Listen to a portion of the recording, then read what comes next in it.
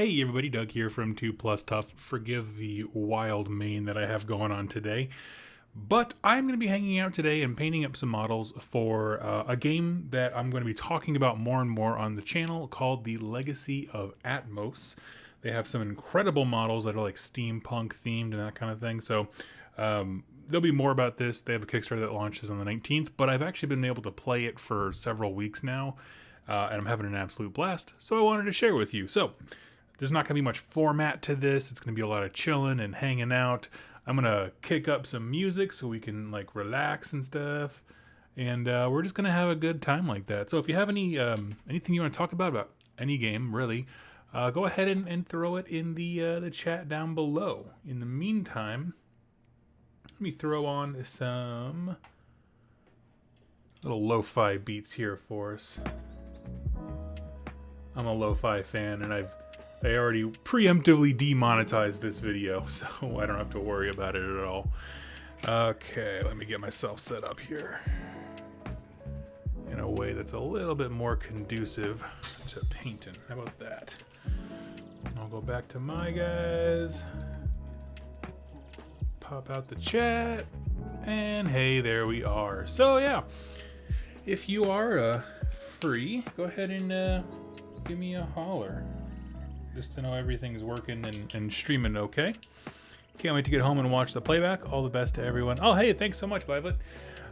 Christopher, hello from Philadelphia, Pennsylvania. Nice. Well, I'm certainly not from Philly. There we go. That helps me see that. My family, we used to go up to Philly quite a bit, actually, when I was younger. So, yes, I'm going to see. I've never Zenithal highlighted models before, but the folks who sent this to me did. So now I'm like, oh man, now I want to give this a whirl. See what everyone's talking about. Let's see. Good day, all. Hope today is going well. I'm working out in the country. Hey, nice. Let's see if we got the facts straight. It's hard to beat fresh country air, isn't it? Actually, I might get a bigger brush. I didn't realize how smoothly and easily that was going to adhere. Yeah, so in case you missed my intro, these are models for the game Legacy of Atmos. It's coming to Kickstarter on the 19th. But I was fortunate enough to have a chance to be playing it for the last couple weeks, and yeah, no, it's been an immense amount of fun. I'm actually going to stream.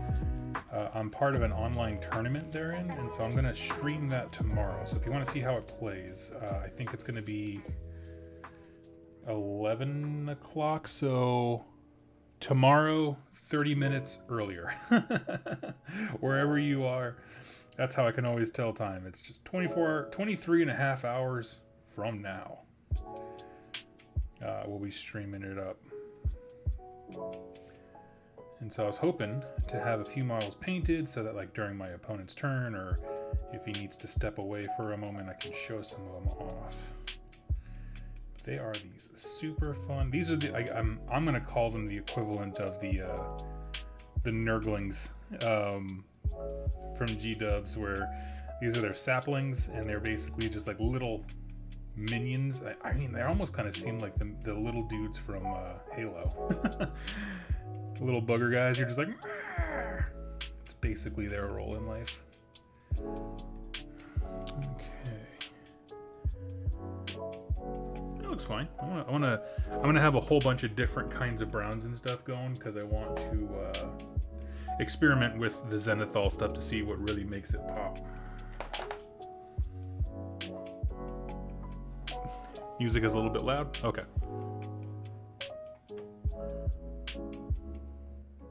How is that, Flying Irish? Working on my Stormcast Dominion set. Nice. Chris, the second I am done with these guys, I'm going to crank some more Stormcast. I know people were bummed at one point because I wanted to play around with Chaos.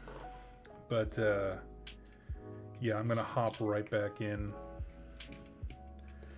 to my Stormcast, because I can actually announce I am going to Holy Havoc this year. which is a really awesome narrative event held over in Wisconsin. Sorry, not Wisconsin, Illinois. And it's one of those events I've always wanted to go to when I was in Seattle, where I first got into the hobby, really, with Games Workshop, anyway.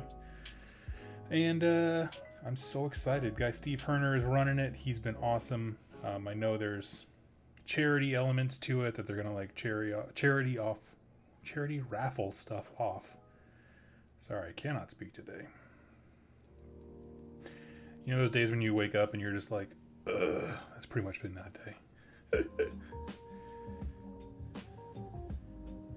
Not a ton of sleep. No particular reason. Just didn't get a lot. Okay, so that is a different kind of brown. Let's see if I can wrestle up. Actually, I want to see what contrast does on top of this. Can hear you better now, thank you. Okay, right on. Morning, Doug. Hey, Pyromancer, what's up? We are just chilling and painting some little sapling boys. This is Wildwood, one of my absolute favorite contrast paints. Mainly because I hate having to go back and paint all those little pouches and stuff like that on models, where you get it like 99% done, and then when you take it out of the game store, you're like, son of a gun, I missed his third pouch from the left. Let's see what's going on in the news. Been a lot of 40K stuff lately, so there's not a ton to talk about with AOS. I'm excited to see what they do with Warcry. I mean, obviously, I think I've said it on record multiple times on this channel. I really hate the non-preview previews like they gave us for the Warcry thing, where it's just a text and the logo for the game, where you're like, okay, but that doesn't like mean anything. So I'm gonna wait for the rest of the woodland creatures to see how that looks on the wood on the little sapling guys. But I want to show you my favorite, well, it's not the favorite model that I have, but it's certainly the one that comes in the core set. It's called the Crealis Wolf, and so it's a wolf with thick tree roots and crystals growing out of his back like spines. Oh, I love this guy. Let's see. Let's see what I can take that brown. We're gonna move over to this guy, Steampunk Warsuit Boy, as I have dubbed him. Let's see. Hey Doug, how's your day going so far? Pretty good. I woke up, and after several weeks of writer's block and burnout, I was like, you know what? I'm back in, and I cranked out the notes for I think 6 videos this morning. I mean, I was ready to record yesterday, but my neighbors were doing some construction, and it was just absolutely unbearable. But yeah, no, I'm good. I'm in the swing of things again. I think my brain just needed like a little bit of time to reset. And thankfully, my neighbor's construction facilitated that.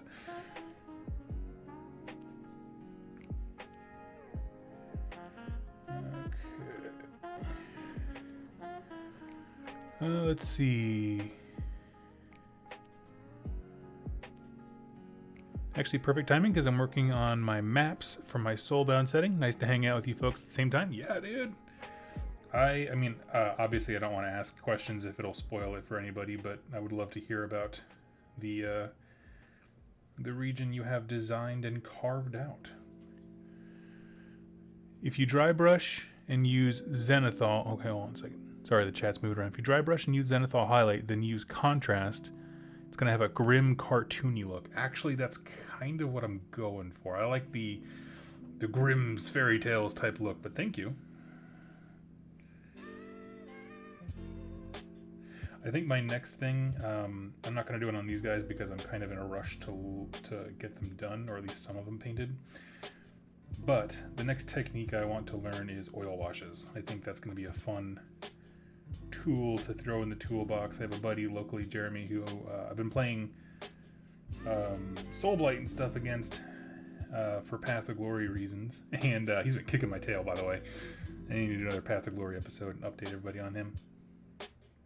Tell him I have a new vendetta. I beat Steve. Now I need to beat up Jeremy. Anyway, that's all. Side stories.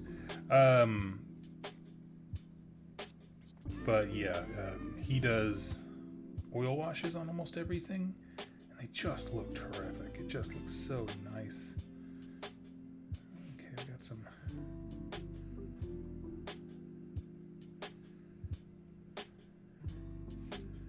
And give me 1 second. I'm just making sure I'm not missing any of the wooden parts on our little steampunk golem here.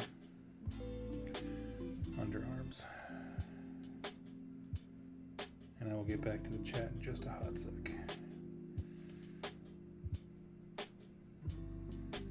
And it's okay if we're messy, because we're going to come back in here with a lid belcher and pick all that out anyway. But I wanted to get the wood blocked out while I had the brown ready. Let's see. Sorry if it's dated, but what am I painting? These are miniatures for a game that's about to go on Kickstarter that I have had the joy of playing in advance for a couple weeks now. I think 2-3 weeks. It's called Legacy of Atmos. It is a competitive. When I say competitive, I mean like it's kind of more built for match play than anything else. Skirmish game where, honestly, okay. Real talk, because I know this is not an official paid for stream by them, so I can use the names of other games. Let me give you my sales pitch for Legacy of Atmos. What if Warhammer Underworlds was better? What I mean is, they act like they're in a skirmish game, meaning so you pick a model, it gets 2 actions from the list, there are unique spells and that kind of stuff. But the reason I bring up Underworlds is because this game, you get points for controlling zones on a map. Okay, so you're fighting over territory. But in addition to that, just like in Underworlds, you pick your objectives. And so they call them gambits in Legacy of Atmos. And so it's essentially you're battling your opponent, but you're also battling specifically to do what your army really wants to do. Which, as I said on my big reviews of Underworld, is a design idea I love. Asymmetrical objectives, just in general, where, you know, we're playing the same game and we are competing and you get victory points the same as your opponent, but you're playing a different, like, you want different things. And I absolutely love that from a game design perspective. And so, I don't actually even know how he found me. One guy who was launching it, before they had their Kickstarter planned, he reached out to me and said, hey, listen, we're designing this game. Would you want to come in and give it a whirl? And I was blown away by how developed it already was. Like, they have a Discord where you can hop on at this moment and like start playing it. They have a tournament that starts, well, it's already started. I have my first round tomorrow, so I'll be streaming that. So if you're curious as to how it plays, I can show you. But it's just been a great deal of fun. And it's really cool to meet some other folks involved in game development so early. And it'll... So these models you're seeing are about a third to... close to a third of the models you get. You get like 42 models. There's a mega ton of saplings because you can spam summon them. I guess I don't know how to describe it. It's somewhere between War Machine and Hordes and Underworlds, where it's just a solid balance system, like I remember enjoying in War Machine and Hordes. I don't know what they're at now, but when I was playing Second Ed, it was a wonderfully attended to, balanced gaming community. And then just kind of, moved into the idea of asymmetrical objectives and stuff. Let's see. I'm sorry, I'm falling behind the chat, so if I miss your thing, please just ask again.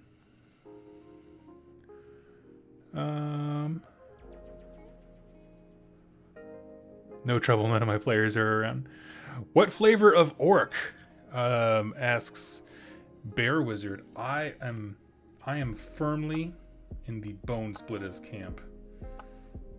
I want stupid and wacky. They deliver ample on both.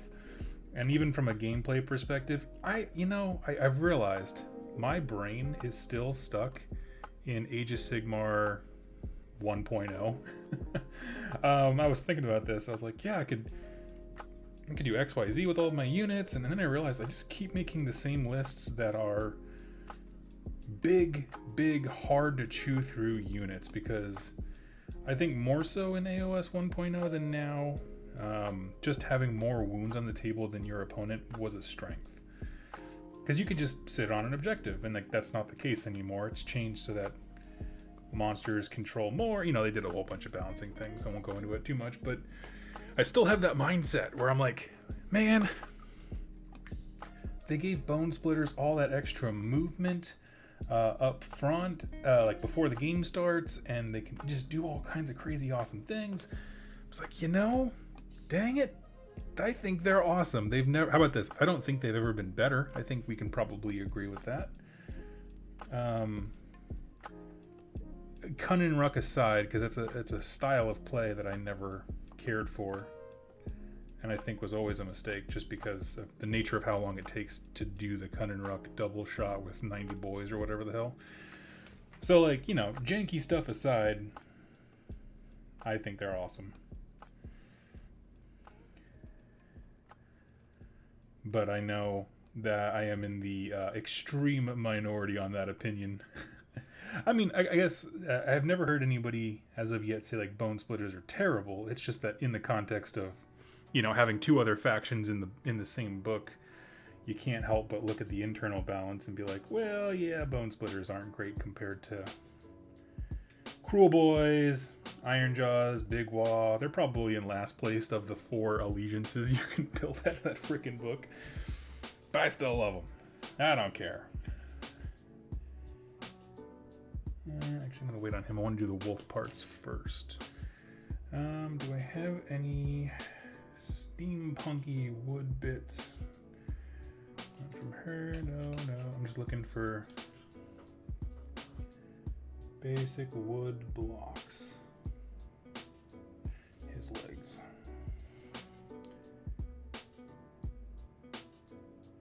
I love this guy. He's like steampunk RoboCop.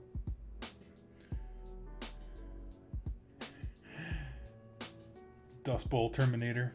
Heck yeah!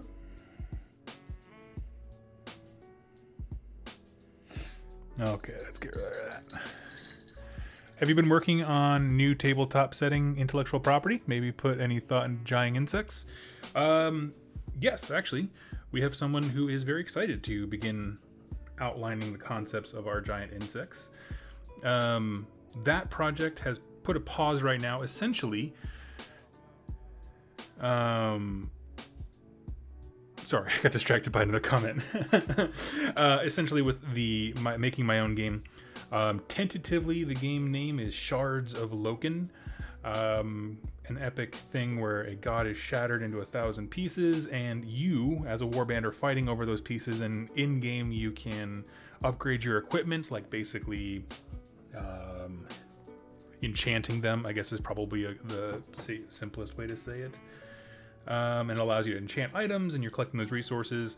So there's Mordheim-esque elements. There's, of course, with the idea of a god shattering and people using that energy, things that I love from other fantasy settings. None are immune. And then as far as game development goes, I've been kind of leaning on a lot of concepts and structure from what's the game? The Elder Scrolls Call to Arms, which I think is one of the best skirmish games in existence at the moment. But it's one of those things, like, you can look at something and be like, I want to make this better.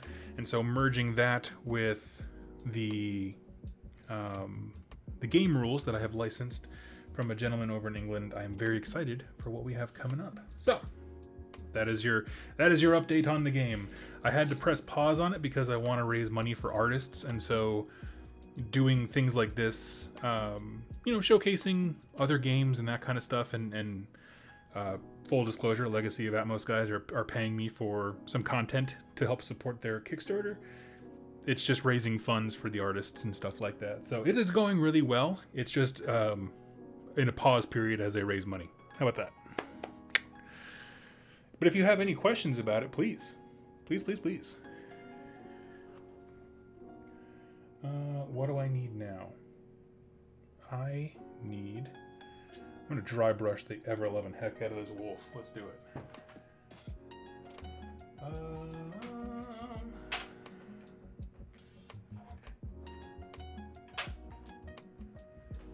Okay, so we'll probably need some of that.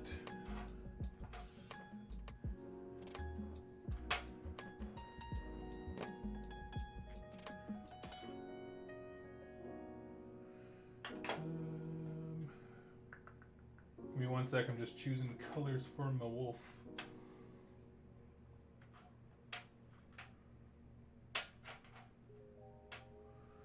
Okay, this should be good. Yeah. Been a long time? Yeah, buddy. Far too long. Let's see.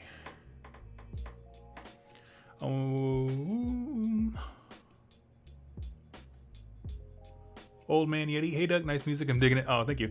Nice to have someone to hang out with while I work. Thank you, sir. You are very welcome, my friend. We are doing the same.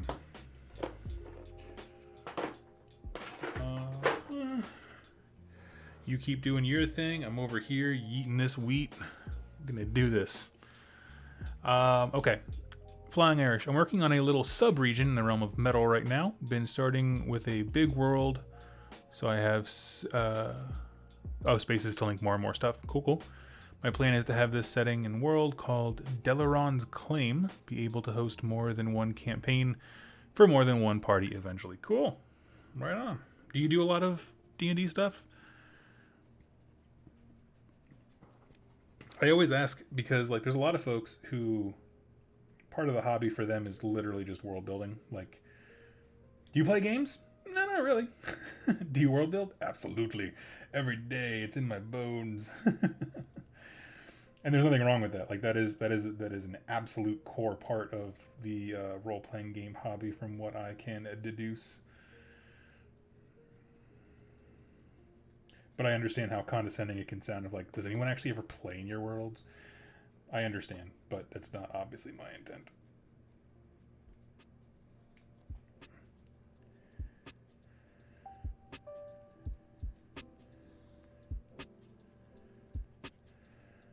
Okay, we've spruced him up a smidge. I don't think the face is quite right yet. There we go. Hey man, what's on the table? These are miniatures. I'm sorry for everybody for repeating a bunch. These are miniatures from a game called Legacy of Atmos. It goes on Kickstarter, I believe the 19th of October. I've had the good fortune to play it for the last couple of weeks. In fact, tomorrow morning at 10, I'm going to be streaming a tournament game. So that'll be quite a bit of fun if you're curious about it. But yeah, it's been a real blast.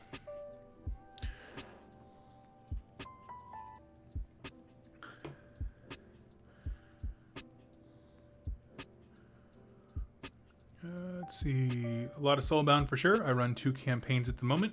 Also got to run a one-shot from the starter set for free RPG day at my local store. Cool. If you never run games for people, are you playing D&D or are you just being an author? I would contend that you can still be enjoying an aspect of the hobby, even though you're not actively playing it. You know, much like us, how much time do we all spend list building and that kind of stuff? I see it as the same concept.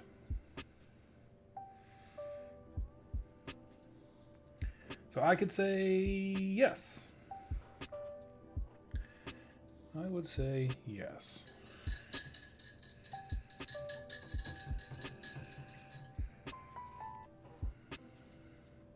Not that being author is bad. No. I totally understood. It wasn't a derogatory question.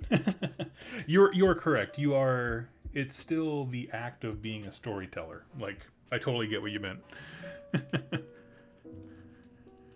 Let's see.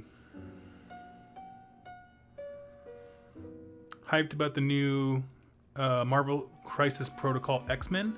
I am. Yeah, I love the models that they've been putting out.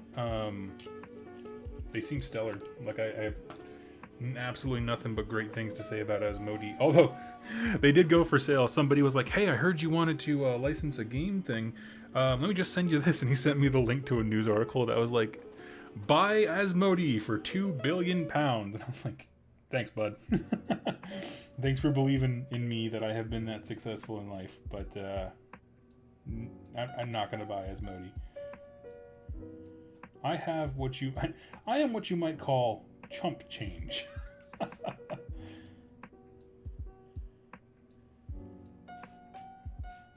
Well, that would be amazing though if I had the ego to be like, I'm gonna start a GoFundMe, guys. We're gonna buy Asmodee games. You don't stop to look around once in a while. You could miss it.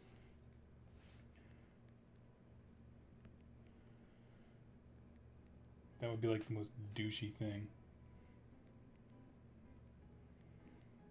Like to start a Kickstarter for it, not to buy Asmodee games. Whoever buys them, that's cool. Good on them.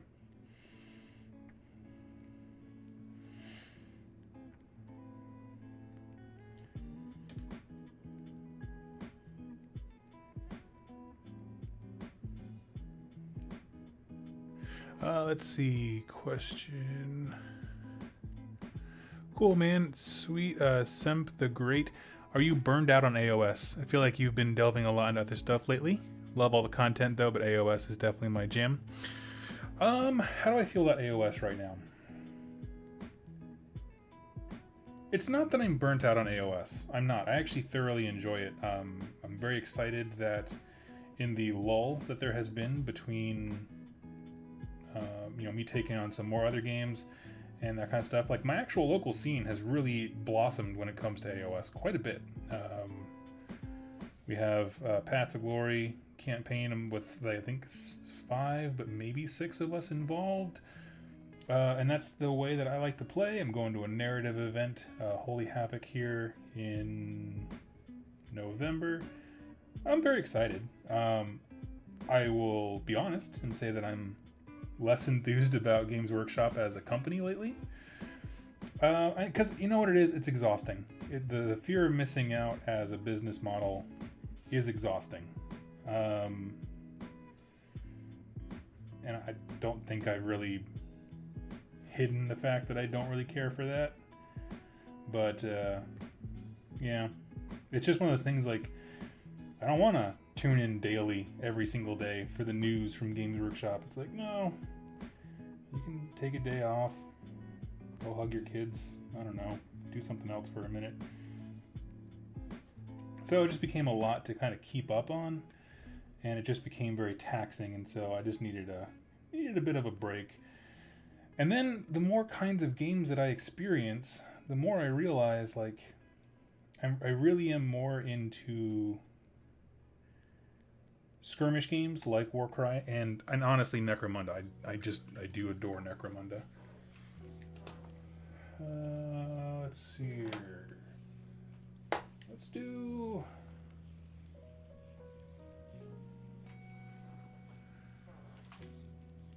trying to decide what color crystals I want to do. Kind of a bluish turquoisey thing.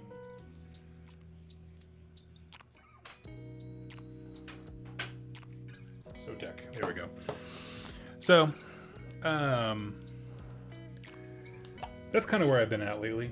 You know, it's not even anything to do with like the IP stuff. I was pretty clear that didn't bother me at all.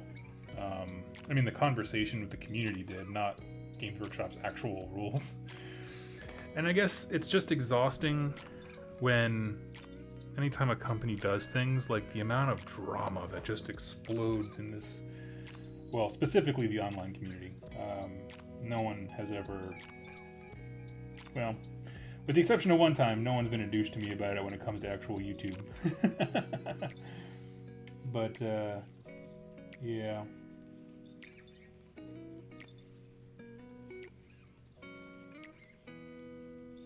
So it's just I don't know. I don't like how much weight they seem to carry with people's happiness, which isn't actually Games Workshop's problem. That's an us problem with people getting too invested with a publicly traded company, for sure. But it does make an environment that gets increasingly harder to be excited about every day, you know?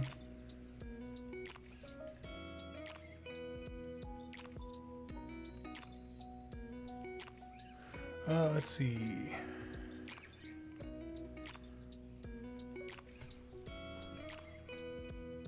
What broke now?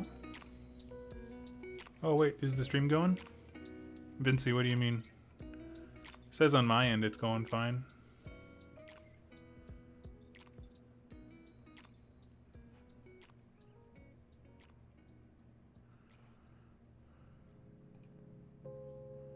Oh, okay, it's fine.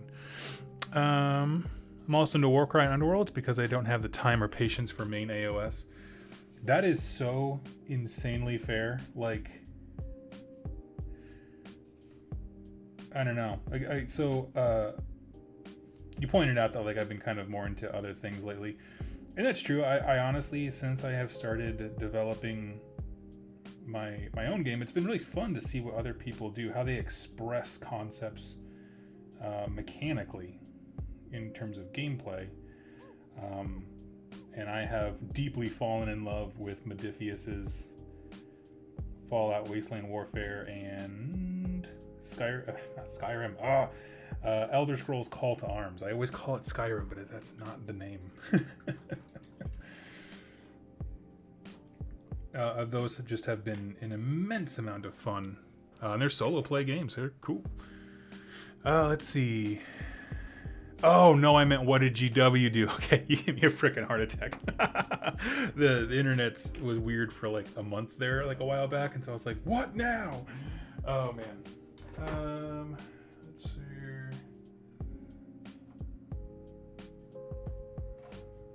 Where is my highlight? Give me just a moment, I'll answer your question here. I'm just looking for the paints I need. No, we can...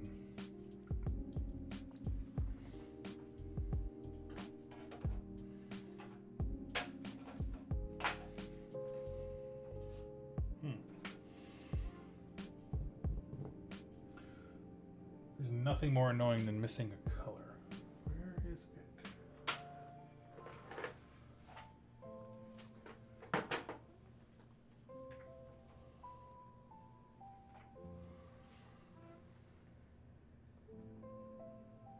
Okay, no.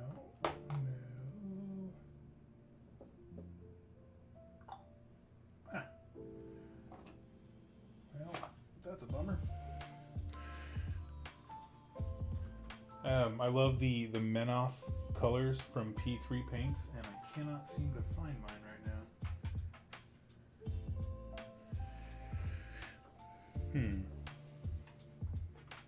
That's okay. I got the base color. That's all I really need. We can do a shop debone on top of this. Whew.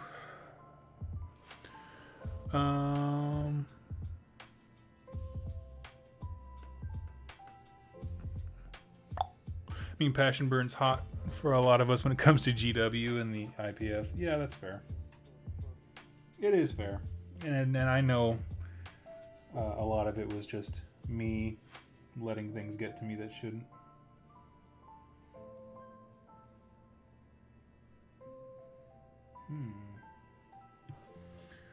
I put her to the side and work on somebody else just for a hot sec. I need to decide what I want to do with her scheme.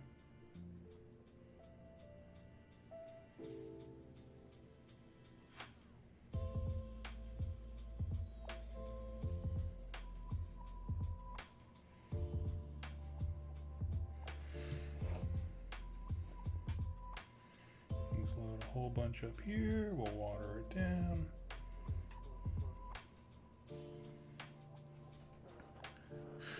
Are there any solo miniature games you would recommend, please? Absolutely. I have two that I have been playing lately, and I'm going to start doing recordings of them because I'm having a blast. And that is, they're both by Modifius, and that is Fallout, Wasteland Warfare, and Elder Scrolls Call to Arms. They are both tabletop recreations of their video game counterparts, minus the Bethesda bugs. Which at this point, it's like, what even is the game anymore, you know? That's a joke. That's a joke. But no, they're both super fun. I love the universes. I've talked about before how much I love Fallout and the settings and stuff. Just the tones and things. There's tons of items. I will say they are not the cheapest games to get into by a stretch.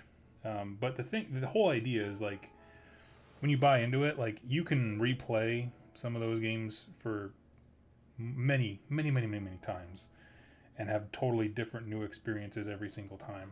So, you know, it's a mixed bag as far as like value goes. That's up to you. Personally, I think they're wonderful.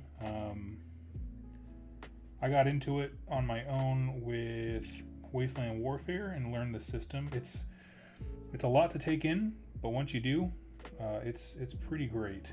And then I was interested in talking about it, and then the folks over at Modifius actually contacted me and asked if I wanted to, and I was like, yeah, I already have Wasteland Warfare. Send me over anything you want me to talk about for Skyrim. Not Skyrim. Call to Arms. They used all of the art and iconography from Skyrim, and it's just like, it's not Skyrim though. They could release models from Morrowind and it would still function the same. Which they should, by the way. Let's be honest. Morrowind was the best.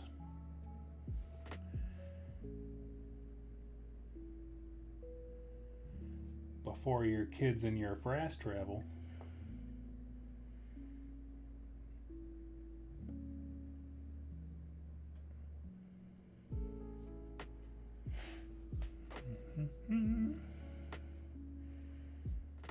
But anyway, yeah, I would definitely recommend those. Like I said, for both of them, there's a lot to learn. I think Call to Arms is definitely more newbie friendly. Like in every sense, just in terms of how the rules function and all that kind of stuff. Like it's so much more intuitive. There's less tokens to keep track of. Because the Fallout one is basically Fallout token warfare. But there's a lot of things to keep track of because it's trying to represent more things. Different kinds of damage from like energy weapons and radioactivity and all these kinds of things.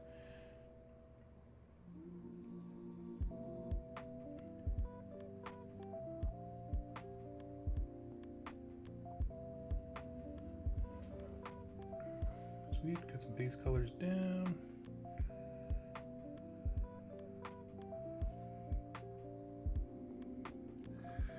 Okay, what do we got? Let's see.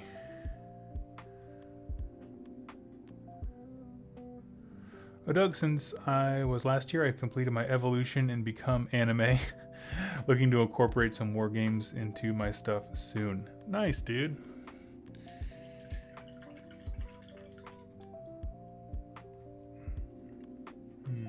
Where are we at? Let's see how these guys dried up.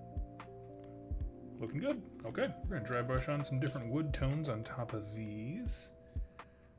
Now that they're all nice and dry, should probably throw a quick wash on them. Yeah, well, are washes as important when it comes to like Zenithal highlighted minis? Isn't that part of the jam? You don't have to care. We got Skag Brown. We got Gorthor. We got Baneblade. Sweet.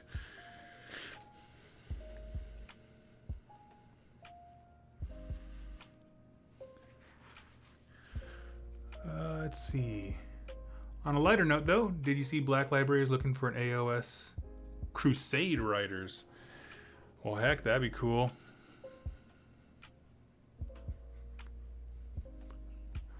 Will I be smited for posting a link to show you? You have to send it to me privately. For whatever reason, you can try, but most of the time it doesn't allow links. Try it, and then if it yeah, you can't link in the chat. I say try it, and if it's a problem, I can like address it, but I don't think it'll let you.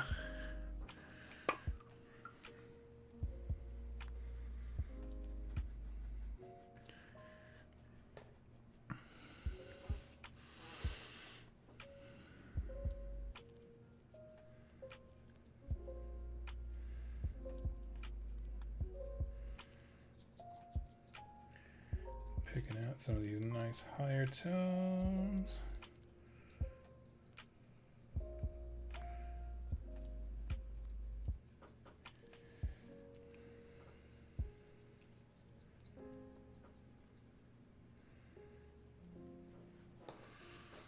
Okay.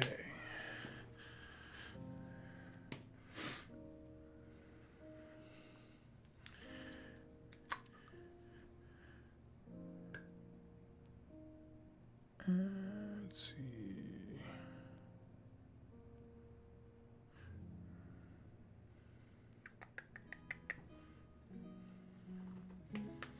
All right, let's see. We got this guy. There's this one. This is the Gorthor, so let's go with this guy.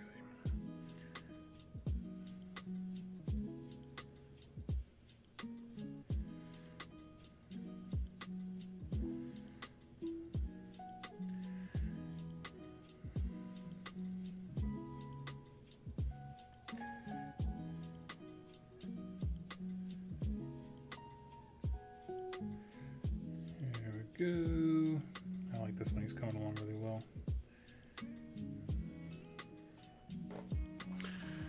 Okay. And last one, and then we can start working on the skulls. These guys should bang out pretty quick just because of the nature of how simple they are.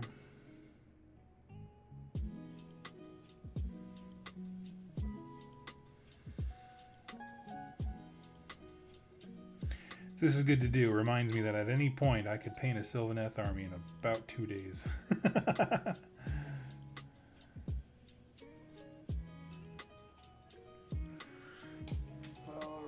got that. And then let's see.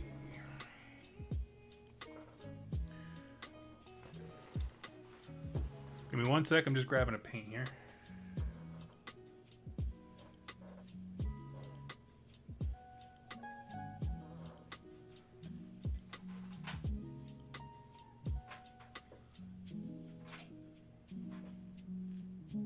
Somewhere I had.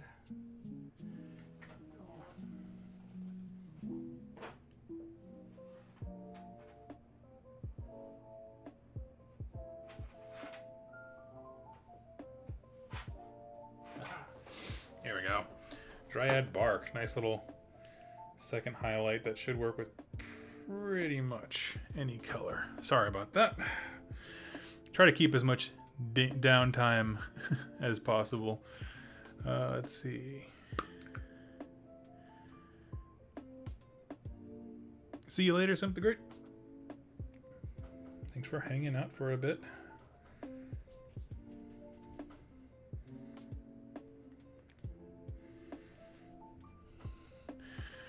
What you painting? Brent, these are for a game that I think you might like. It's called Legacy of Atmos. It is a skirmish game.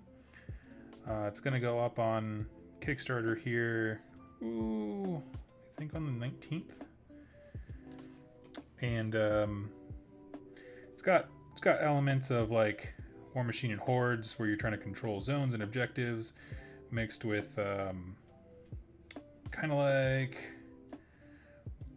Warhammer Underworlds, where you have like asymmetrical objectives, like you choose what your objectives are for your army in the list building phase, or phase point.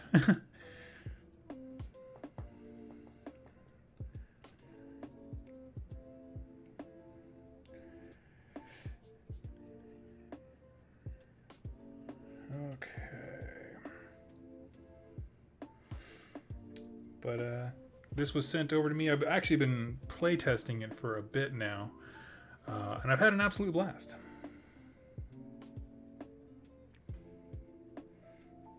I think I'm in 4 games in, something like that. It's been a good time.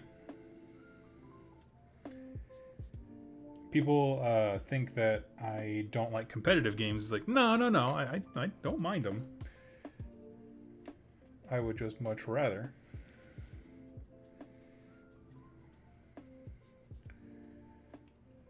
do something a bit more narrative.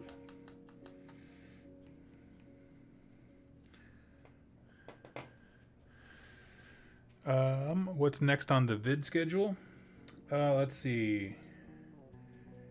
What is next? So, Anvils of the Heldenhammer. I am going to do a video about Skyrim and Fallout Wasteland Warfare in general. Because it's been on my mind a lot lately, and Modifius was kind enough to send me a set of the Call to Arms. Beyond that, yeah, just going back to Stormcast and Orcs, because we don't have a whole lot on the forecast for AOS. So yeah, Anvils of Heldenhammer, and I think I'm gonna alternate a Storm host and then like a War Clan, because just pounding through one faction at a time, it just gets very exhausting. You know, it's like I'm so sick of tired of talking about blank, whatever that blank is. But yeah, that's pretty much what I am looking at doing. And then obviously, if anything new comes out the week of the 19th, it's going to be a lot of talking about this game, Legacy of Atmos. Excuse me, I'll look up.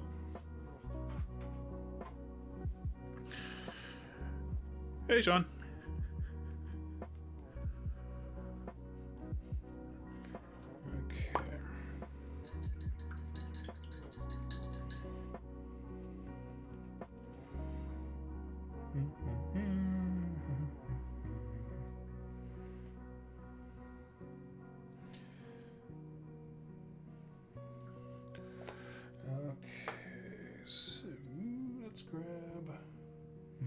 Which brush would be best?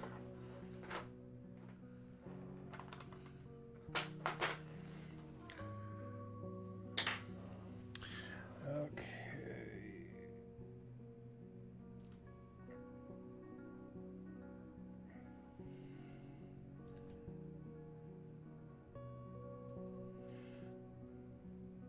As you can see, I'm being a good boy using my wet palette.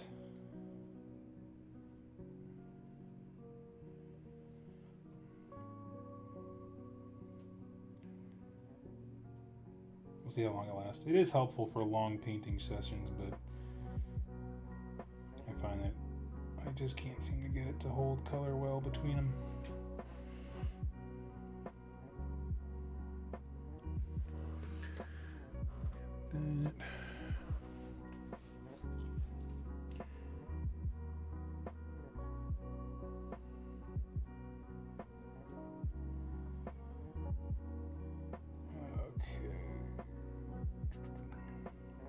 So I replayed Fallout 4. I've been playing Skyrim, all kinds of games, mainly because the miniature games get me excited for it. Man, I tried doing the same thing for Stormground, like playing Stormground to get me excited for AOS stuff, and it's just a different kind of game, you know. It's not the kind that gets me excited to play stuff.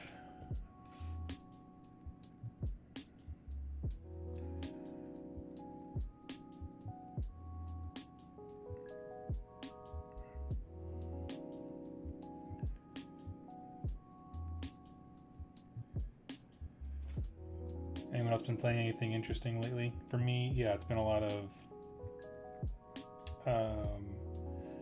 Elder Scrolls, Fallout, and what was the other one? Oh, More Time. I got a weird comment on my More Time video that I'm still emotionally dealing with. He was just a strange guy, but I thought that was funny.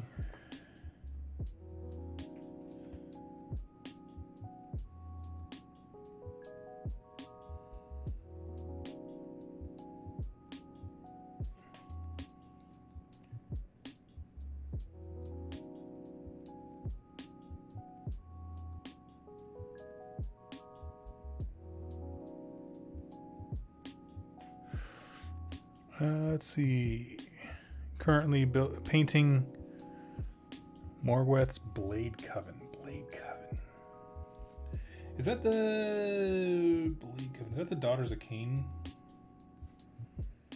set from Underworlds?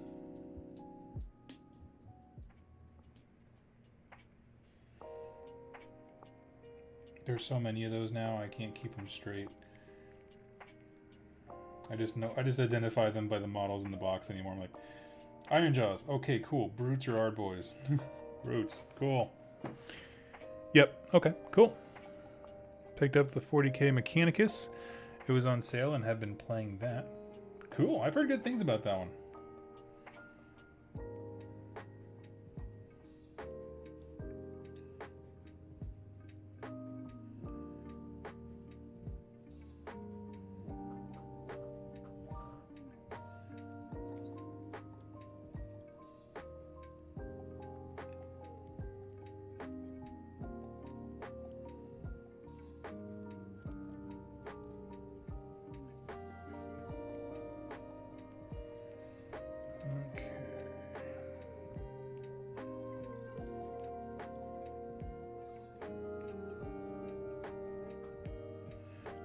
Just doing light little bits. I'm not sure what final color I want these to be, but we're going to start building it up real light.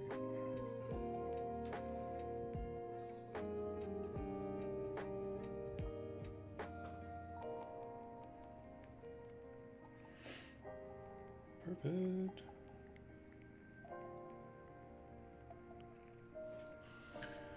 Let's see, working, but have been painting Alario's Beetle when I get the chance. Nice!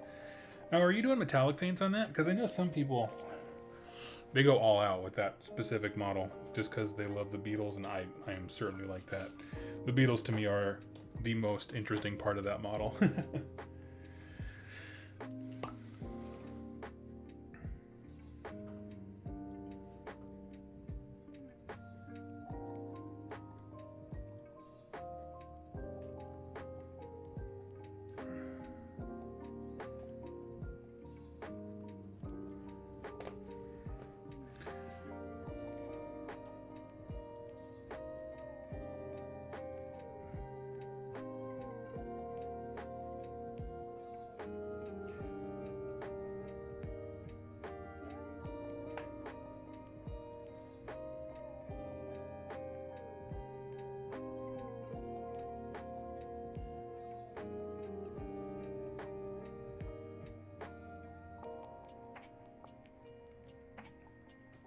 Okay.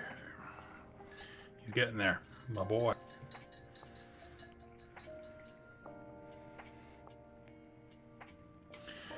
Let's see.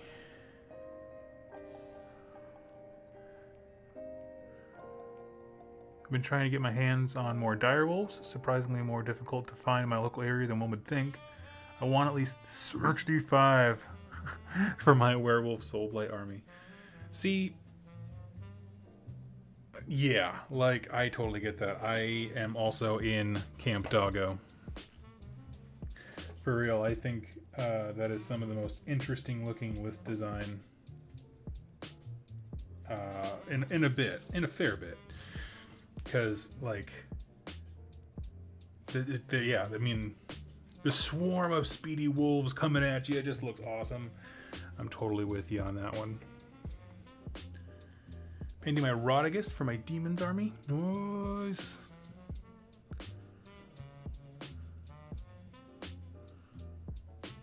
I'm ill with a running nose for the first time in 2 years.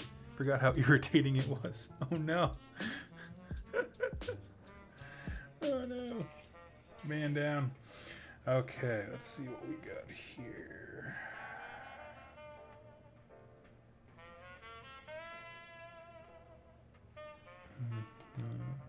So we're waiting to do a wash on their heads once the skull color dries. Let's grab our intrepid steampunk officer here and give him a similar treatment just without the glowing. I'm doing naval colors like I did for my Nurgle back in the day.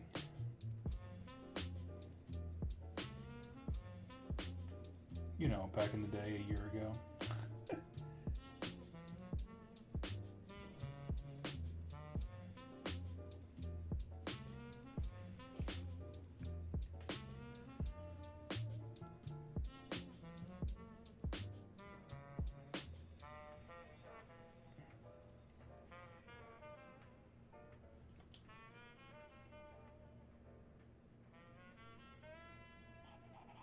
Okay, he sticks his whole arm in there.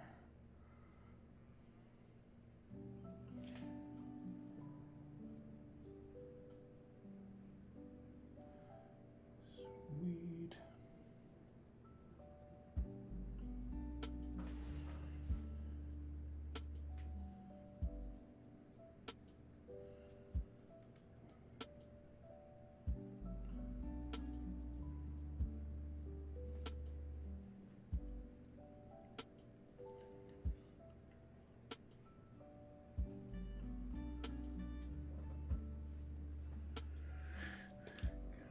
Any more officer types? Yeah, sort of. Okay. Let's see.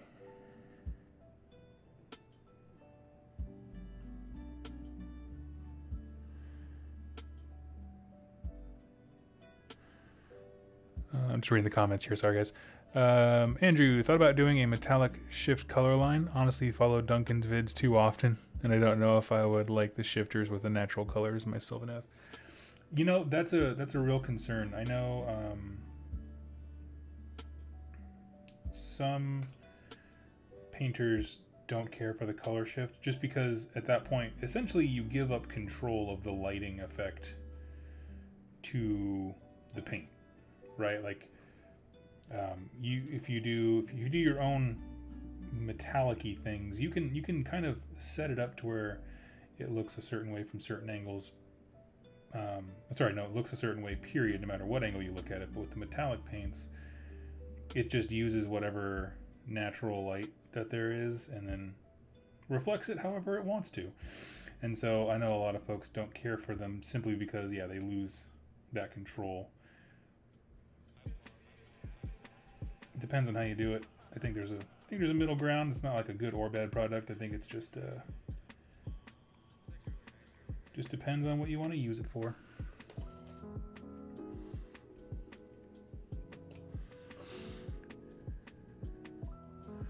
Did you manage to play or paint any of the Conquest miniatures? Oh yes. I painted a full Spire army, and then I did finish the big. Let me grab it here. I actually have it next to me.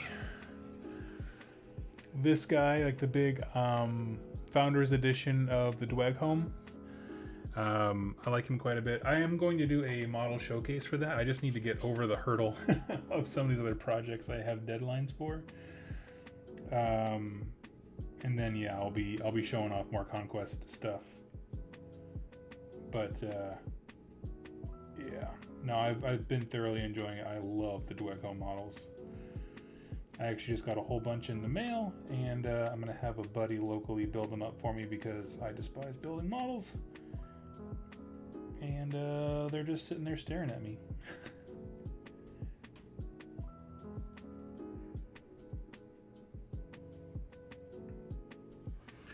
And let's see, got him.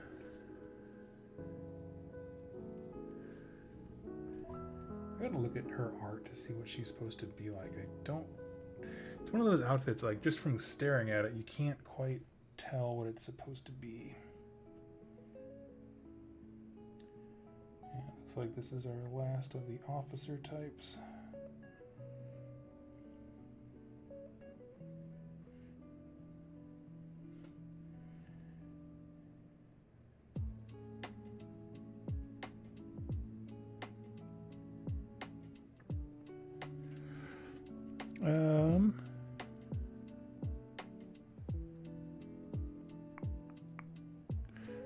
Doug, is there another AOS army you have your eyes on after Slaves to Darkness? Not at the moment. Nothing's really speaking to me, if I'm honest. I've thought about getting destruction faction simply because we just don't have a single one locally. Everything's order or death. I have the only chaos faction. Oh, no. My buddy Jeremy's getting into Skaven, so yeah, we have a Skaven player, but not a single thing in terms of destruction. So that's been on my mind, but I have not made any commitments to it or anything like that. It's just been a thought.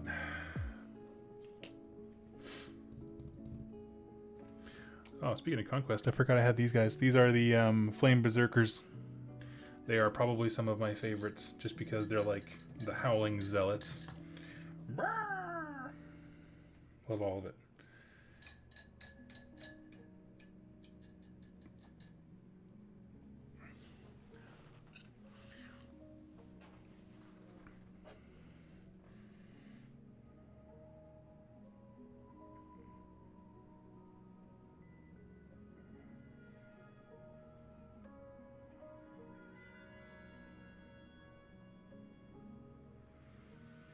Just kind of topping off the brightness of this blue here, and then we'll hit it with a dry brush of like an arcane blue, something that's nice and teal.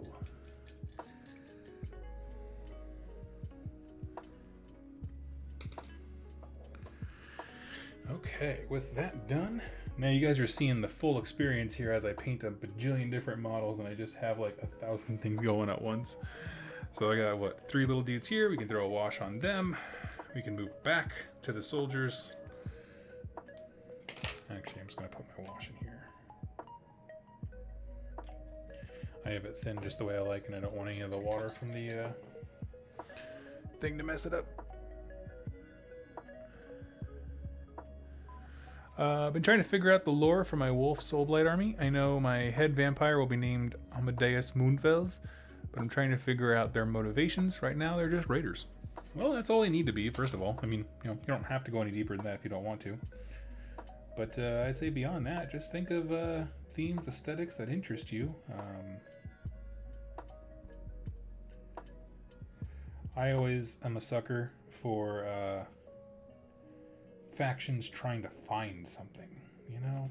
Because then they can be manipulated, they can be drawn into weird fights if they have something that they want, specifically like an item. I always dig that. That's why I like the Fire Slayers. Looking for Grimnir!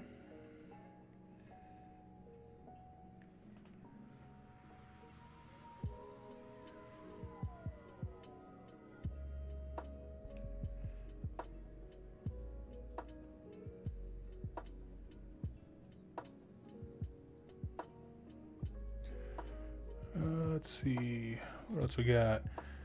Maybe Gloomspite Gits could be fun for destruction, especially with the Troggoths from the Cruel Boys as allies. Oh yeah. Yeah. I've considered either them or Bone Splitters again. I just didn't care for Maw Tribes as much as I hoped I would. But yeah. But yeah, Gloomspite Gits would be fun. Just, I mean, if nothing else, they're just loony, right? Just, I think if I were to do them, I would do a Squigglanch. Kind of just, I mean, to keep the model count on the lower side. You still got some options available to you. I think Squigglanch with some Trogs would be my preferred style.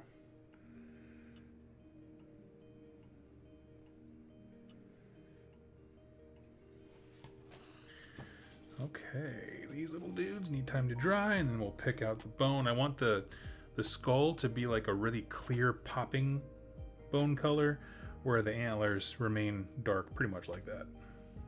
It's pretty much what I'm looking at doing. Let's see. Getting into Necromunda just before Warcry Red Harvest drops. Nice, nice. Necromunda is fantastic. I enjoy it a lot. It's one of those games, I kind of describe Fallout Wasteland Warfare the same way, where it's like, it seems like an immense amount to take in, but the second you stop and like kind of pull back a bit and you're like, okay, what do I actually have to learn? You know, what do my models specifically, what special rules do they use? It's just generally not a lot. Unless you're taking some weird wombo combo stuff that you don't even have access to early on.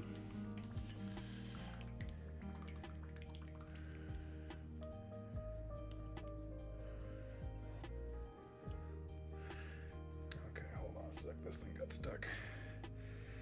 This is Arcane Blue by Privateer Press, and it is the first paint for miniatures I ever bought.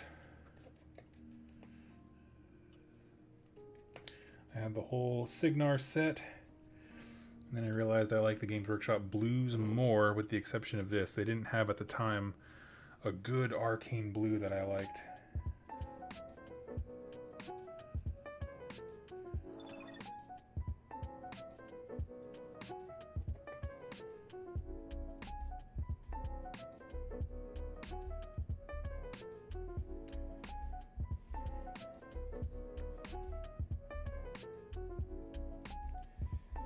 I'm just adding a little bit of dry brushing just to kind of make it look like it's glowing just a smidge.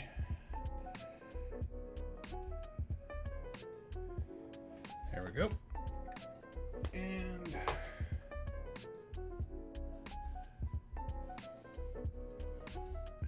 Doug got here late. What am I working on? I am working on miniatures for an upcoming Kickstarter of a game called Legacy of Atmos. I've been playing it for last 2-3 weeks. I've been absolutely in love with it, so they asked if I would get a prototype copy and paint up some stuff and chat about it. And I will have a streamed tournament game here on the channel tomorrow. So if you are interested in learning more about it, you may do so there.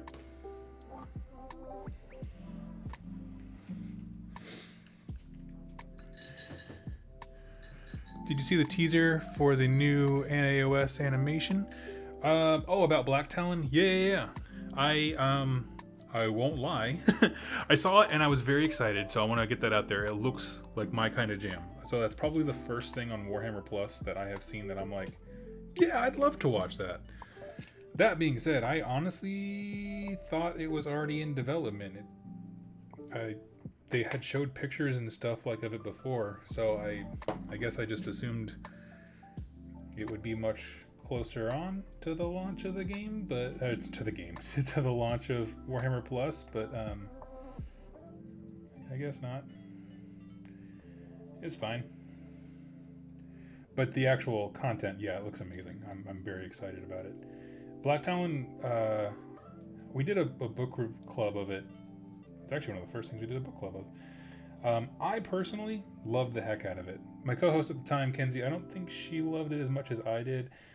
But in terms of like just a self-contained story, I found it very interesting. I liked it a lot.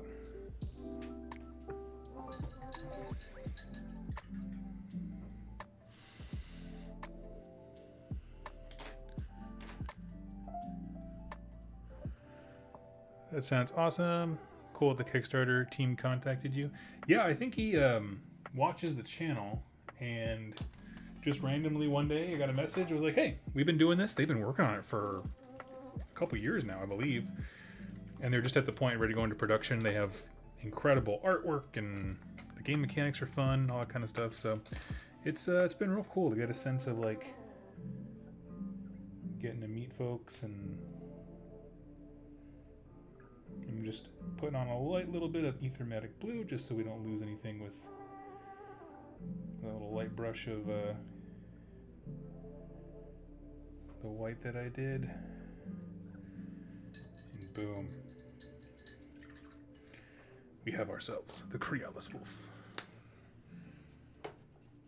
I think he needs a little something on his nose, now that I think about it. What can we do?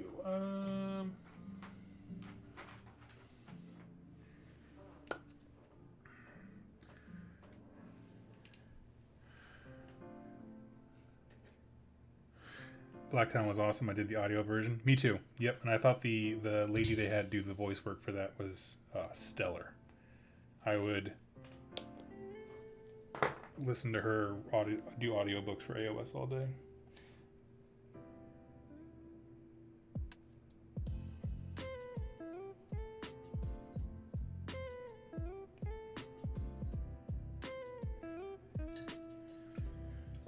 And I am going to grab some Null Oil. I just want to throw a little bit of wash into some of the creases here to kind of make it pop a bit more.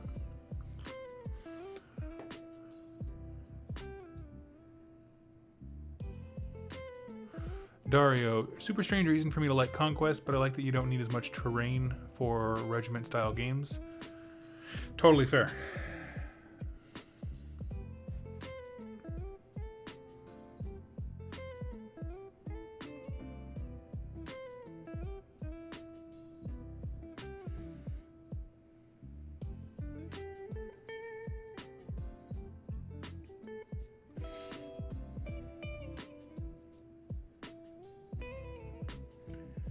Just a moment here. I know I'm getting a little quiet because I'm working with some fine detail.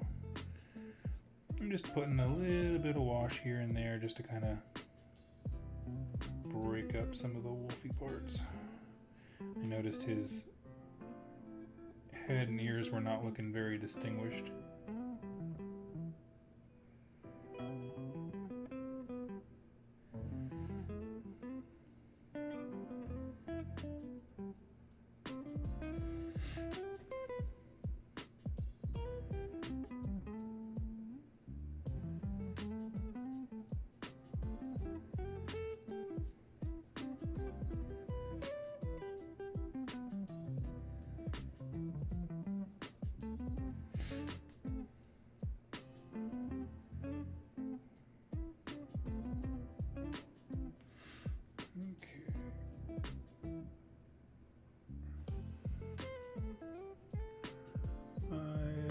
That a lot more.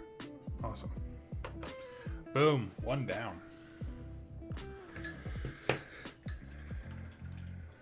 I think these guys are still drying. Yeah, not quite done yet. Almost. They're close. So let's go back to these guys. The new Black Templar models are great. I wish 40k was more fun to play. I might be willing to get into it, but it's just so gotcha. Gotcha. That's an interesting way to put it. Do you say it's gotcha because of the amount of things you have to know about like your opponent's faction? Like that to play it at a reasonable level of whatever you want to do, you feel like you need to know a whole bunch of stuff, or I just never heard the term gotcha in 40k, honestly. I mean, I have like from the competitive scene, but not just like as a game. For me, I'll be honest, the Black Templar stuff, it doesn't do anything for me. Like it's certainly not a nostalgia button that's being pushed for me. The models look cool, but I feel that way about every 40k thing where it's like, cool models. Moving on. Like I have my Tyranids because I want to be able to play games with folks and that kind of stuff. I was holding on to them really because I thought that I would really dig Kill Team. And I still might. I just want to wait and see how that all shakes out. I know there's some community bad feels surrounding it, which I think is a probably diplomatic way of saying that. People are pissed about stuff, which is nothing new, but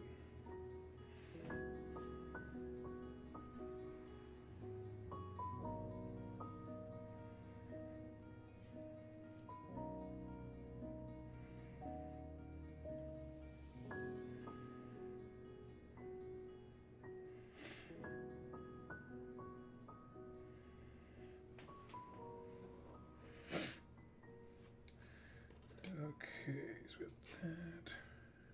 Wasn't there another guy I did? Oh, here we go. Yep. And then these two.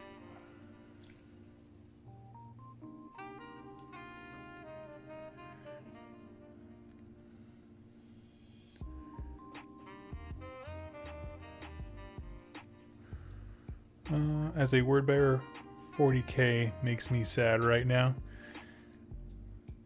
What's up with the word? Oh, like the actual like sub-faction rules? Don't they just do like bravery or something?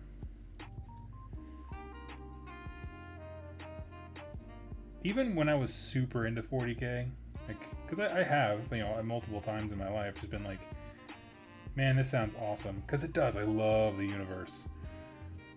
I have always felt like they have never quite captured word bearers. Not to mention that the online community has to make everything a meme, so it's all about how much word bearers suck. But, you know, that's just internet people.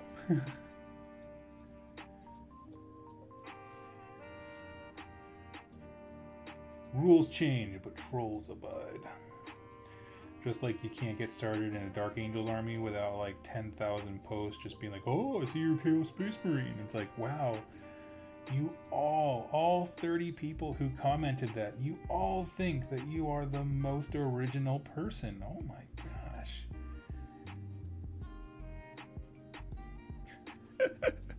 I'm a little salty. I really can't stand when people like are excited about joining a hobby group and then that kind of stuff happens where everyone just like swarms on. It's like, it's not even about the new person joining and like having fun anymore. It's about everyone being the first to say the stupid meme thing. It's like, or you could welcome somebody.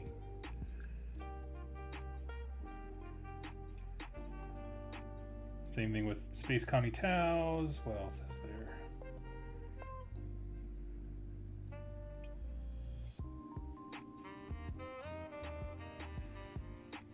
I think the only one that I do, the only meme response that I do totally agree with is that Space Wolves have way too much wolf in their names for their units.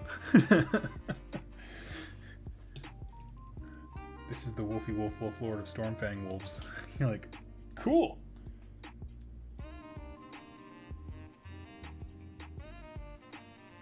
Good to know.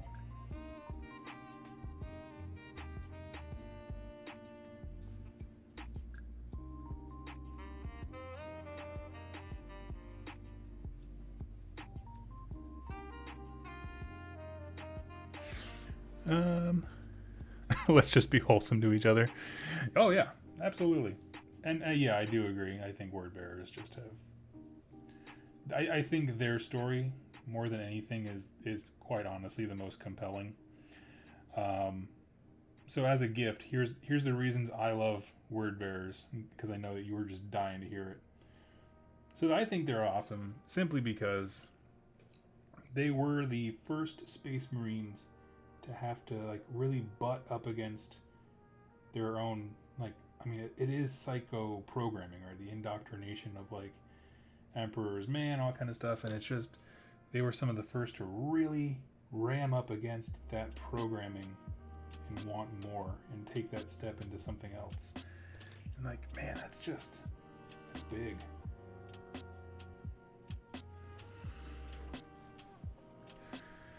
That's it. It's not a massive story, you know. I'm not over here like claiming to be a poet, but I just always thought that was a fantastic storytelling element of just, people hate them, people blame them for the heresy, but it's like, but they were pioneers of thought for this whole new neo-humanity species known as Space Marines, you know, post-humanity, I should say.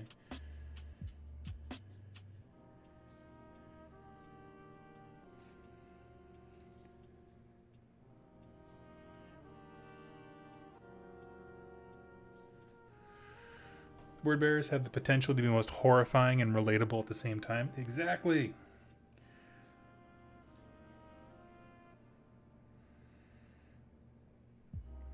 It's like someone, what if we took the phrase never meet your heroes and built an army out of it? And it's just like, who's your hero?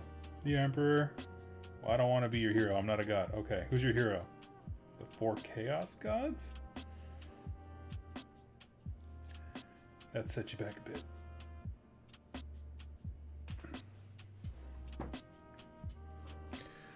Okay.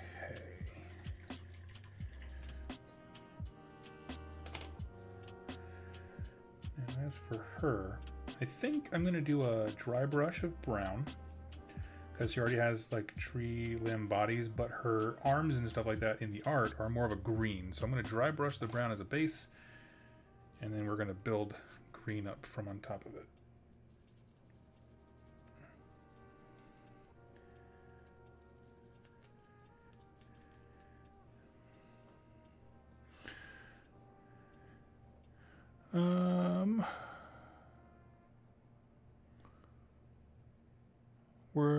So is Major Kill a good thing or a bad thing for the hobby? You know, honestly, I have never watched a single Major Kill video. Boo, boo, boo. I don't know.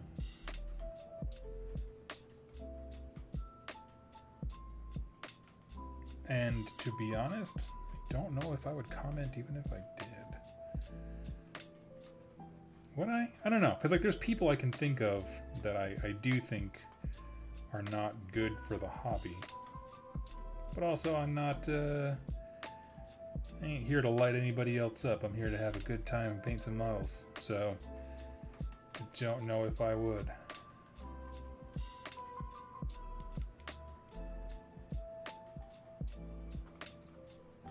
I learned my lesson from the one time I joked about punching Rob in the face from Honest Wargamer.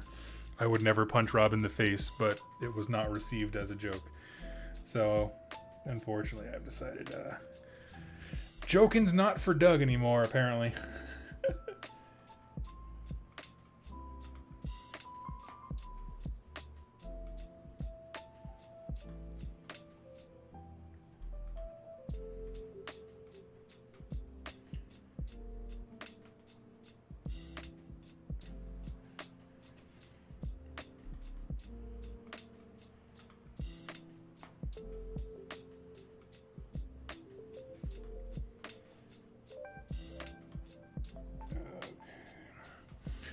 Betsy a poet. Oh, Bug, thank you so much.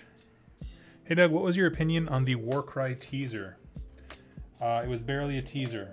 I don't have much of an opinion. I said before, I really don't care for when Games Workshop does those kinds of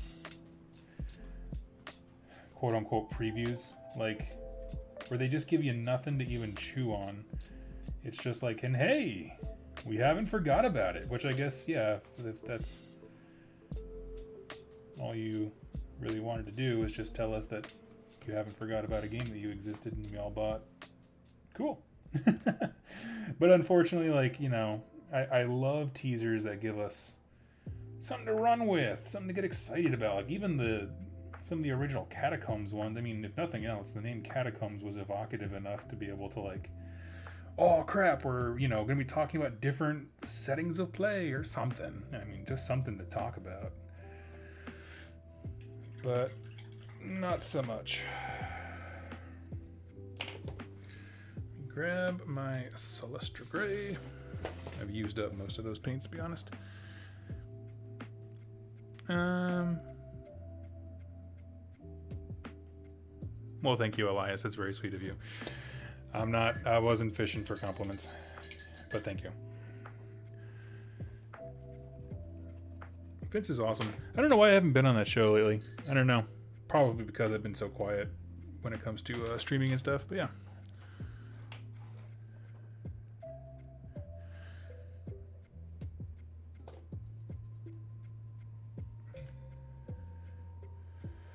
But I hope it's something really cool. I would love it if, well,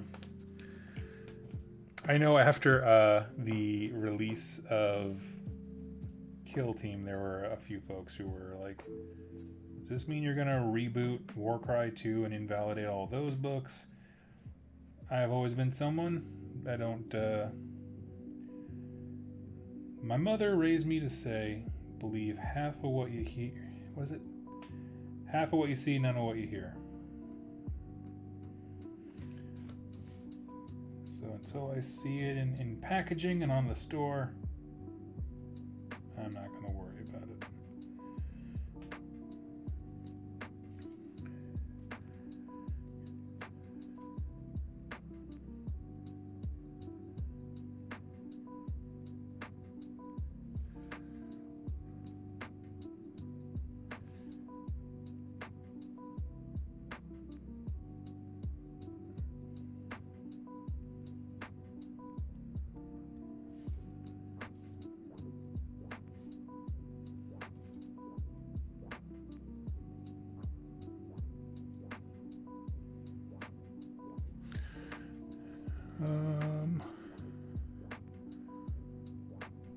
Aw, thank you, Vince. Didn't even know you were watching. Welcome anytime. Thank you, thank you. I don't know what topic I could be a master of.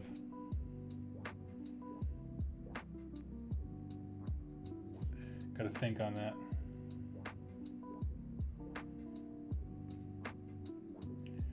But I'm so excited for Holy Havoc.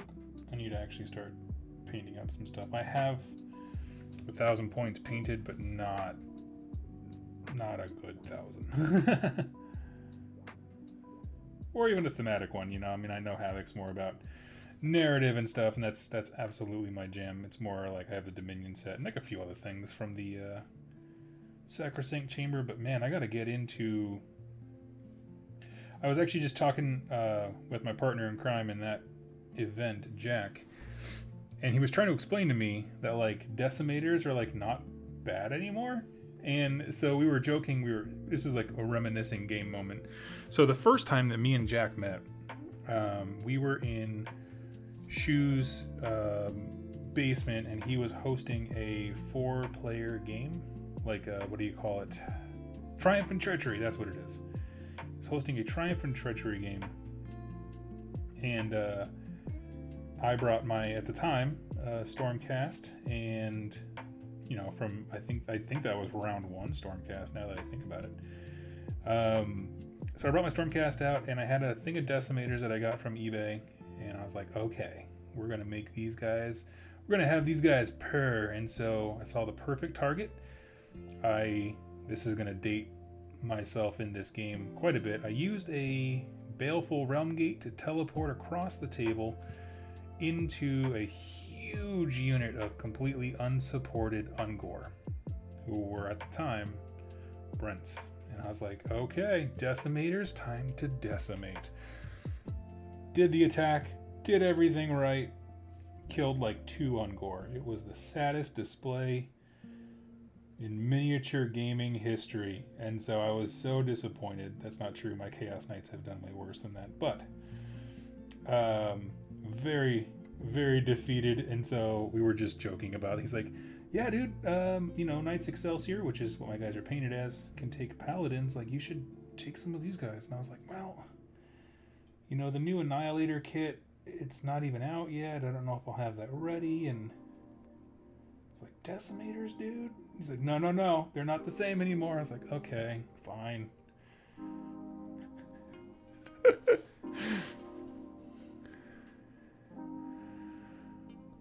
You missed my... can you ask it again? The chat moves pretty quick, my friend. Sorry. If you have a question for me or something you want me to talk about, just go ahead and put like @2plus stuff or something like that. Anything to basically make it stand out. The chat moves a wee bit too fast for me sometimes.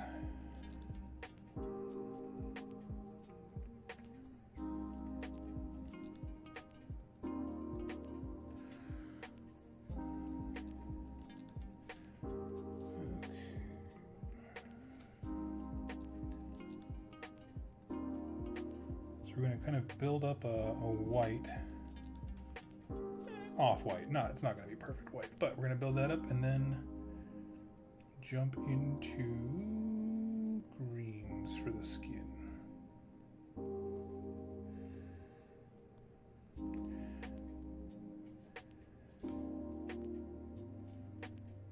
I will say, one paint that I have tried recently that I didn't know I would like as much as I do, Plague Bearer Flesh Green.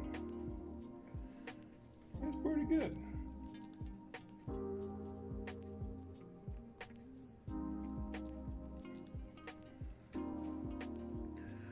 Sweet. Okay, so she's gonna need a second to dry, but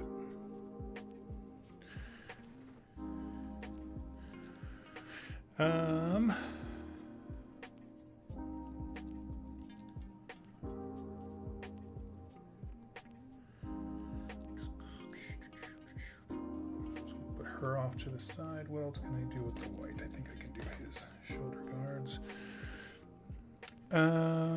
Meanwhile, Underworlds, Under the Sea, with Rivalry of Murder, we even have our own dank crustaceans. Yeah, dude.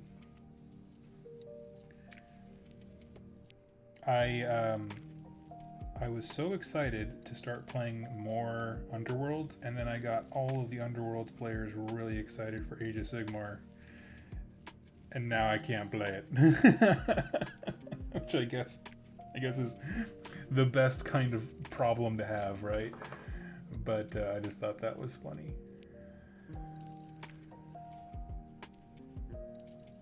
I even did that whole video of like, yeah, we're getting back into Underworld. I'm so excited. I have all my cards. I have like a deck ready. And everyone's like, actually, I'd love to try this new game called Age of Sigmar 3.0. And you're just like, dang it, dang it, dang it.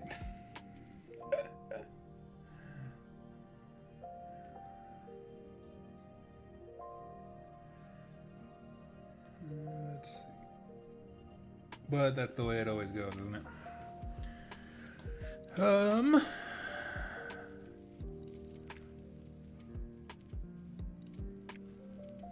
shoot, the man himself. Have you played much Necromunda recently, Doug? No, actually, I have not played Necromunda in a year. I had a group that I really enjoyed playing with up in the Seattle area, and then since we moved, sorry, there's a train going by if you hear something. We moved here last November, and there was, so my understanding is that there was quite a large Necromunda scene here, and I was meeting folks online before the move. So I was very excited to jump in, and between COVID and then right like a week and a half before we moved here, there was a big windstorm, like called like derecho or something like that, that swept through the Midwest, and it destroyed a lot of properties. It was just kind of not quite a tornado, but a massive storm system regardless. And so I guess the guy who was really like the backbone of the local scene, he had to go move away, be with family. Like his house was lost, and so he had to go elsewhere. But the point of that is, like, it was kind of strange. So people are telling me this story. I'm like, oh, okay. So the guy who ran it moved away. Is there somebody else taking the reins, or like, oh, I can volunteer to be, the arbiter or whatever the heck you want to call it? And people were like, no. It's like, oh, okay, so all of the interest in this game was tied to this one dude. I'm like, oh, okay, cool. Well, that doesn't sound good or healthy as a gaming group anyway. What other games do you guys have that are tied to a single person kind of a deal? And so unfortunately, there hasn't been a ton of interest since that dude moved away. But I'm hoping, because if nothing else, that means there are several guys locally who have them sitting around, so I'm sure at some point they'll get bored with whatever they've been playing, or just want a reason to pull out old models that they painted. So that's when I'll get them.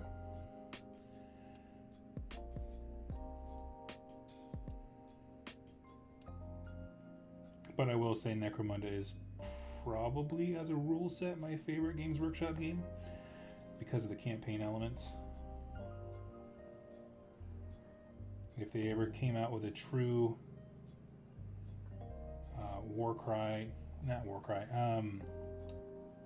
Mordheim successor, I would probably be way into that. And I do love Warcry. I just think it's fun to like daydream about silly weapon combinations and stuff. With Warcry, that's all bespoke. I just kind of want some more raw customization options, stuff like that. I have no doubt that at some point they will dig into the well of nostalgia and tap into that market, so to speak, for Necromunda. Not Necromunda, for Mordheim.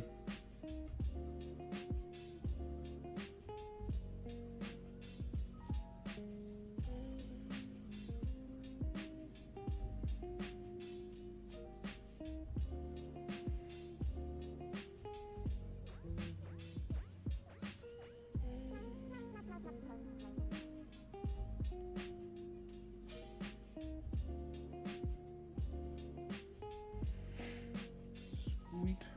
got him. Would love an AOS Necromunda. Yeah.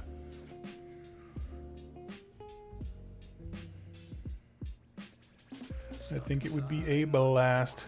Everyone in Seattle plays Delac.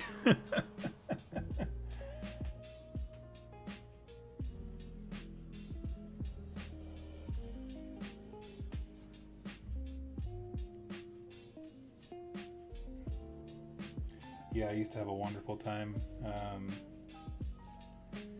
One of my favorite memories is we met at, oh man, I think the store was just called Uncle's Games, a little chain up in the Northwest, and we had the Tinker Turf terrain. I actually talked about this during the ad I made for Tinker Turf when they reached out.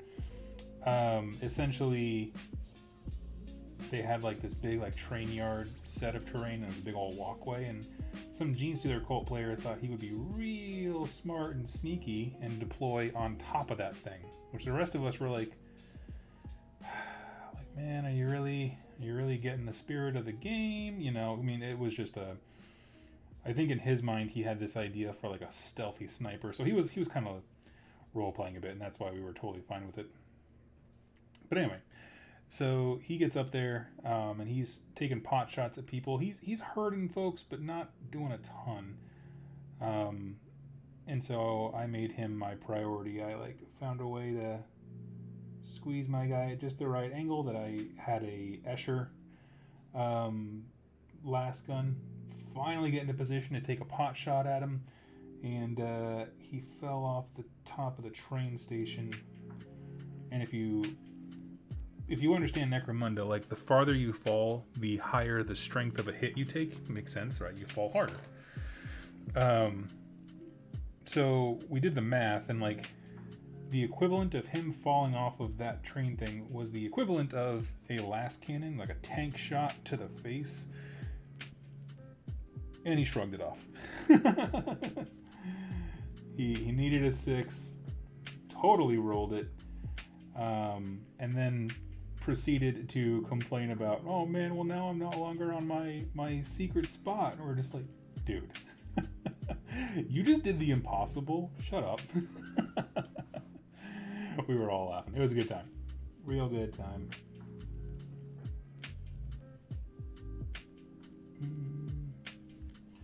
Actually, I think I'm good on stuff for him.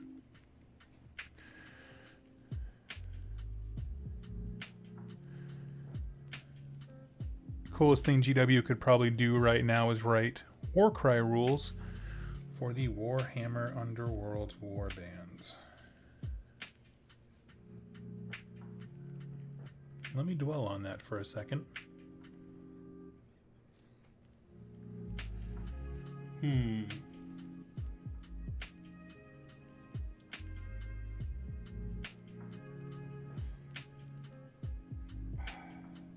Okay. I can't say much.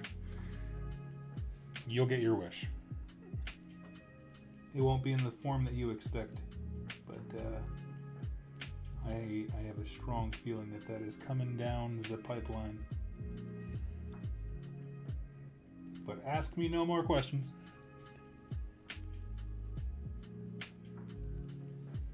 Okay.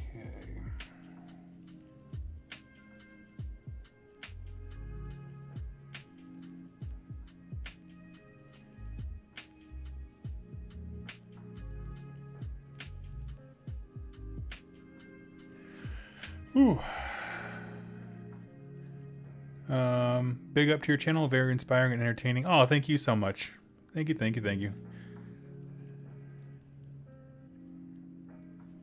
I appreciate it.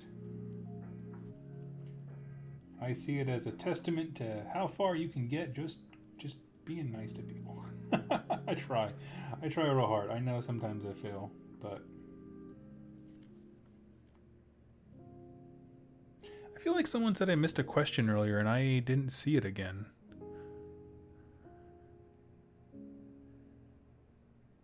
Did I just make that up? So how's the local Marvel meta? I don't really know. And the reason is because, so when I got heavily into Marvel and got very excited, there was a local store I was a part of that was doing games very regularly. And I kind of, the longer I was there, the less good vibes I got from the place, if I'm honest. It was very cliquey. Even to the point where, like, you know, I'm a new player. You're trying to get me into your gaming group. I'd ask a question. I'm like, so how does this work? Or, you know, as far as like either rules or list building or really just anything. How does blank work? And nobody was willing to be an advocate for the game. No one was like, yeah, this is how that works. We can do a tutorial. We can do demos. I don't know. And then it was a very competitive environment. So there was like, I remember it's the same reason I got out of Star Wars Legion is because it was just an arms race. And I'm like, I'm not interested in this. I have no interest in this. This is like literally why I don't play 40k. I don't know what to tell you. So because of those, I stopped going, and I actually don't have most of my MCP stuff anymore. I just got, I don't know. Who you game with is so important in this hobby, at least for me, because I'm here for the social aspect of stuff, and I just didn't care for it. Didn't like the way that they were chatting to me and my buddy Rob.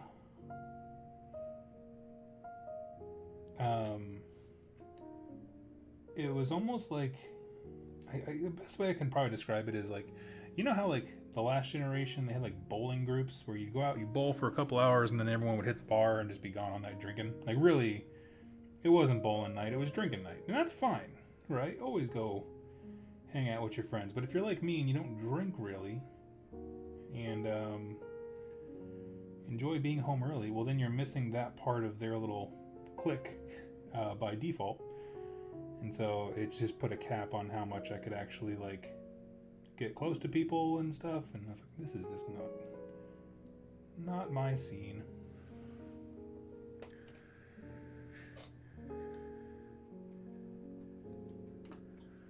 Going out with drinking people is a fun experience, but it should never be. I feel like, I don't know. I don't like when it's the point, you know?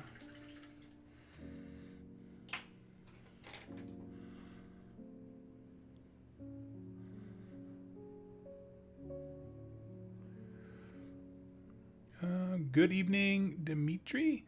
Elias, I see why Doug never comments on speculation. It's because he has insider info. No, this is a very specific corner case that I can explain later. This is not that thing.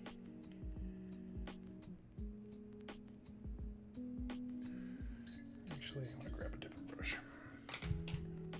I just realized most of this guy is armor, so let's just get a big fat brush.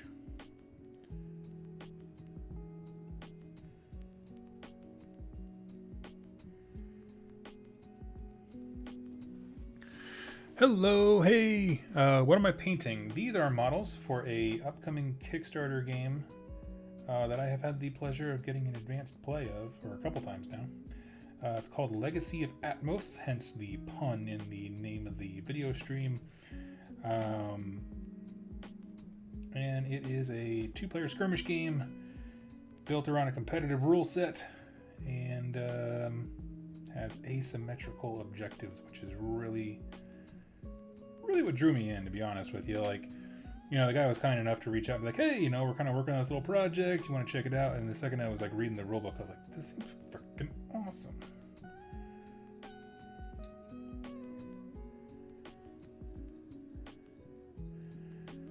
It's the war cry we needed, not the one that we deserve.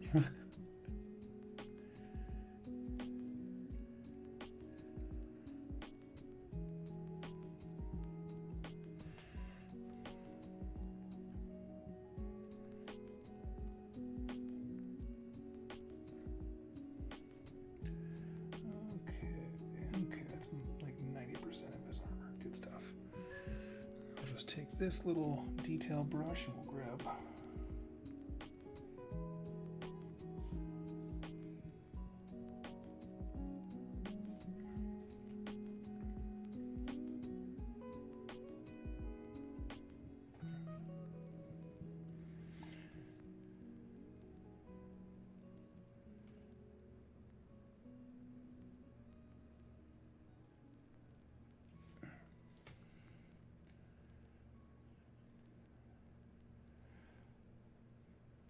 Muy bien. Great. All right. I'm going to go over these things with like gold and brass because I want them to look nice and steampunky. But that's definitely a good start for now. Let's see. Sounds cool as hell. Have you played some games of it? Yes, actually. So I played 3 games now, and then I'm actually joining in a newbie tournament. And I'm going to be streaming it tomorrow in case you are curious about the game. Yeah, it's like a combination of a lot of different like skirmish games. When I say skirmish, like some of it's like War Machine and Horde level skirmish, where it's a couple of models. Some armies can be built very elite. But all in all, it is a bit of fun.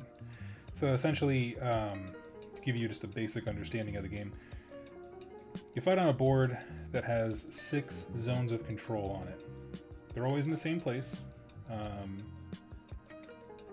I can show a map here in a little bit. But so you're fighting over zones of control, and that's one objective, is controlling more points. For every zone you control at the end of a game round, you get 2 victory points. But in addition to that, when you build your list, you also choose objectives. They call them gambits. But essentially the idea with gambits is like it's your alternate win condition. And even alternate's not the right word, because you can get just as much, if not more, victory points from doing your gambits as you can from victory points.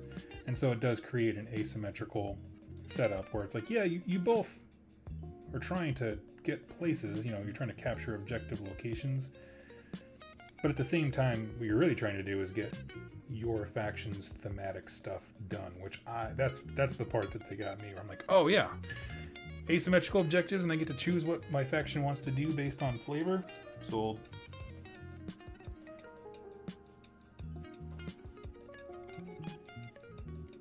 So for me, you're going to see me running the faction what are called the Telos Commune, which is basically forest spirits and sprites and stuff.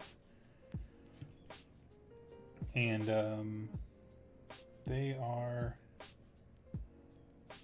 there's almost no shooting in the faction, but they are fairly fast and melee aggressive.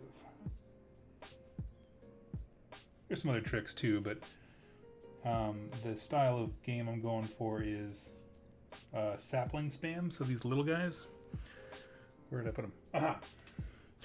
These little sapling guys. Like, think of them as like the Nurgling equivalents.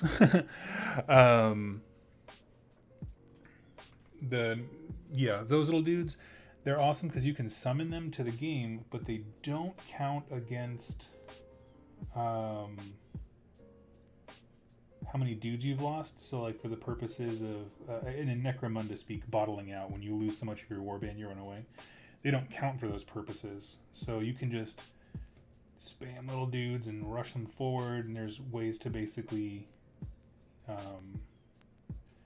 supercharge them into little suicide bomber dudes who just go and get wrecked. Their stats are terrible, but you can do this thing where it's like, in one game, they go absolutely berserk, attack whatever's nearest to them, and hit like freaking rock stars. And it's just like, yes, give me that.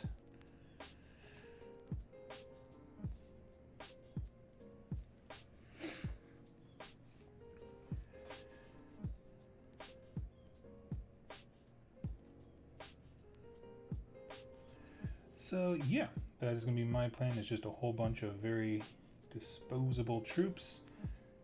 And you're probably, because it is a tournament with a cash reward, going to see me get my teeth kicked in about 10 ways till Sunday. But that's okay.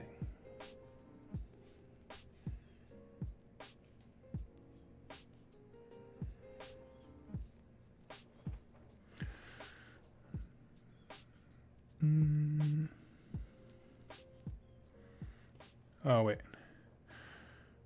Hold it still. Oh, you mean the little guy? Let me see if I can get the light to...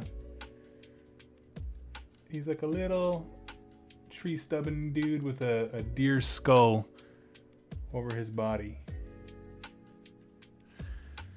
He's a cutie.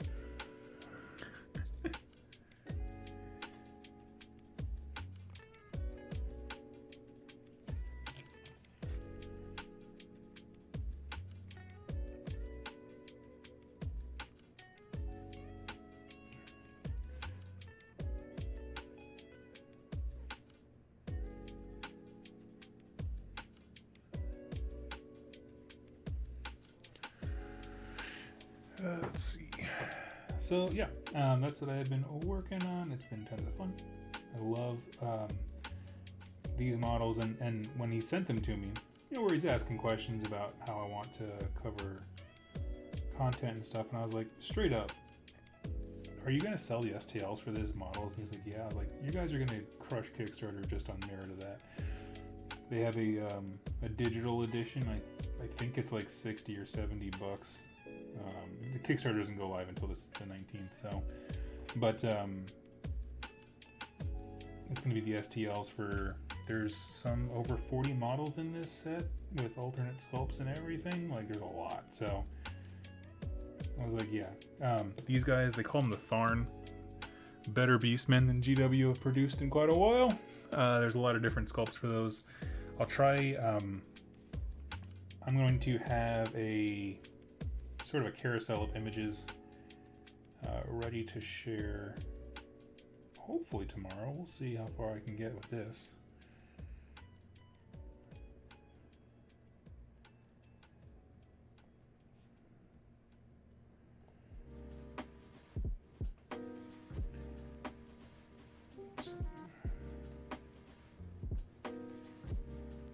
But yeah, so I mean, it might seem like competitive games are not my thing, but when the rules are nice and straightforward, and I know that that's what we're here for, I love me a good competitive game, especially a skirmish level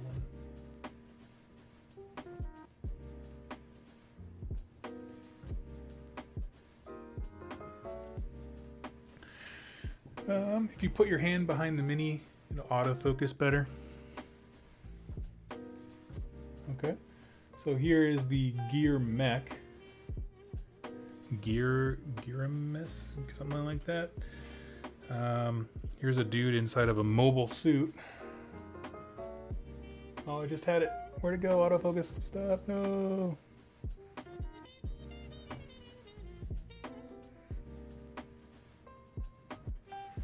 So it's like a guy inside of a Ripley Walker suit. What are some other cool ones? Here's the wolf I painted earlier. So basically, for the tree folk, they have this like material, like solidified magic that grows in the woods, and sometimes if creatures get near it, it'll like mutate and twist them. So it's a wolf that has had the growths of the forest and these crystals jetting out of it, and I just like him a lot. And yes, it is a total steampunk mech. There's also, I told him this was my favorite model. It's this pixie girl with a flight pack. She's got two like ornithopter wings on her back, and she just comes in like a wrecking ball with a mallet. It's just like, this is some Harley Quinn level bull, and I love it.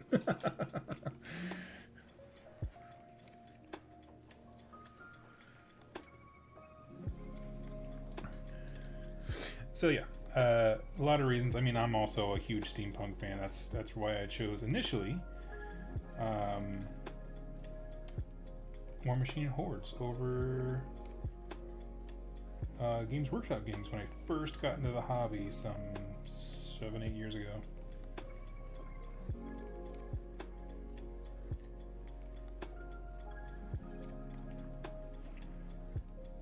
For whatever reason.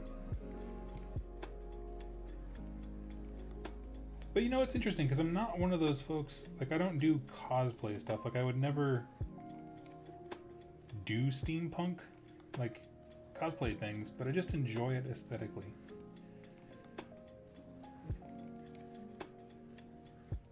I love the idea of like brass and wood kind of being like some of the main color points.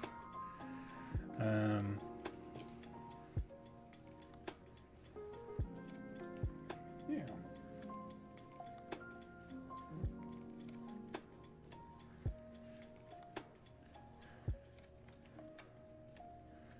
I wish there was a simpler War Machine and Hordes rule set. Yeah, I even looked at. They made a skirmish game, Company of Iron. Is it Company of Iron or Company of Heroes? One of those two. But you know, it didn't look a whole lot more simple. It just looked like less models. And I never complained that there were too many models in that game. Maybe they had trouble with that towards the end, or like the last edition of War Machine Hordes. I don't know. It felt like it was solving a problem that I didn't know people were having. Because I mean, it already used. I mean, War Machine Hordes back when I was playing it definitely used fewer models. You couldn't expand units to dang near infinite like you could with some Games Workshop armies.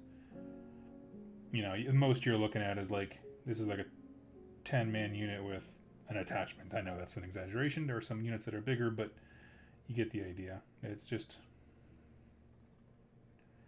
there's always less models, so I don't know.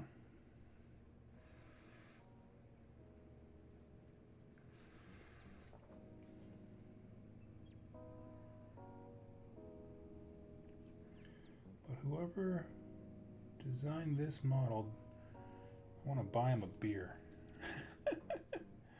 I love him.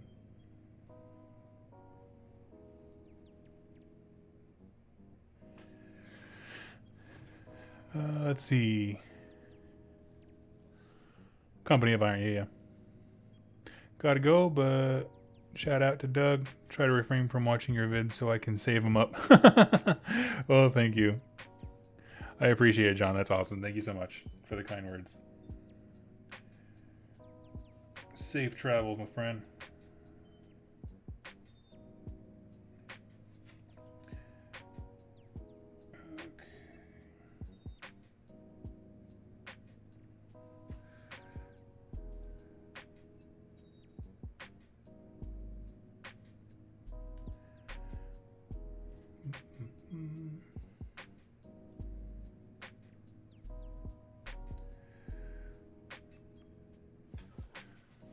Most new players played Battle Box. Yeah, that's true.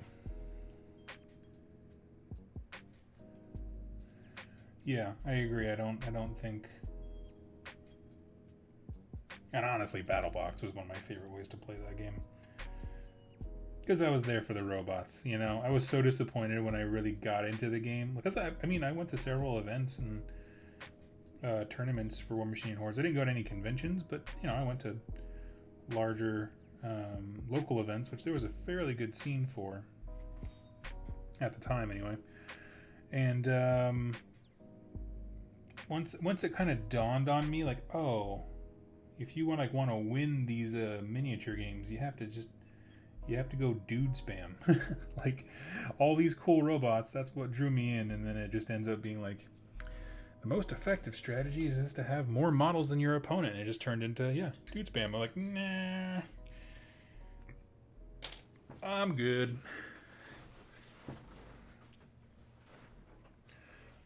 Okay, what is next?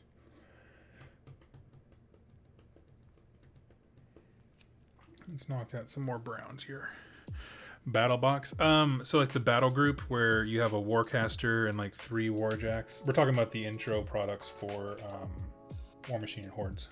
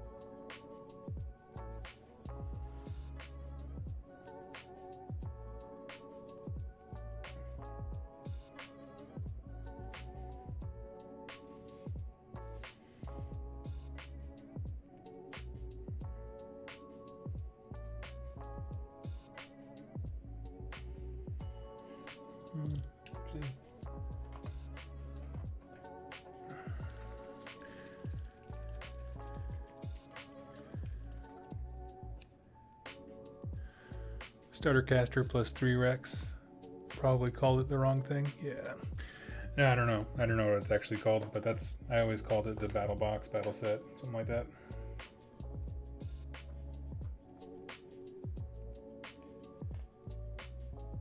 I remember that your caster and jacks, because eventually they got to having like journeyman warcasters, so you could have more than one, which just got to be a bit much for me. But I know that a warcaster and any jacks that they're linked to is called a battle group. When I played War Machine, I only built lists for assassinations because playing objectives was so boring. I totally understand that. There was a brief moment in that game where I played Scorn, and that is all that I did. Just nothing but assassination runs. And people were like, "This sucks. Like, you can get me before I even finished like unpacking my army." I'm like, "Yeah, dude." Because I'm either gonna win real fast or I'm gonna lose real fast. Either way, I'm getting out of here and I'm buying a taco. It was in that nice Mexican restaurant next door.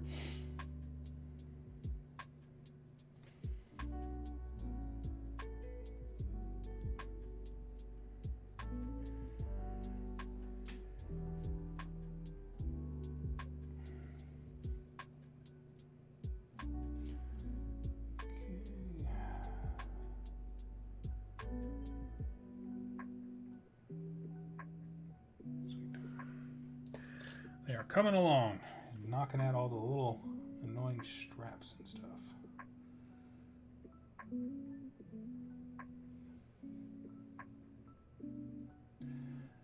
This is often where I lose steam for a model. I'm like doing like the little bits and bobs. I'm like, who cares why does this guy have 2 telescopes?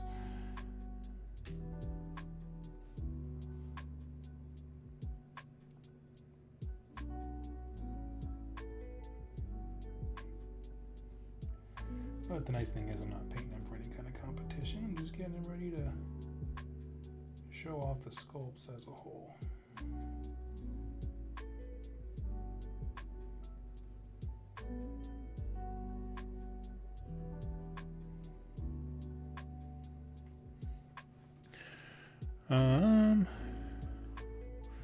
Seems like spam is to some extent a problem with all tabletop games, sadly. Like, if I absolutely need to win with Scape, I'm just going to run Master Molder. Yeah, I think,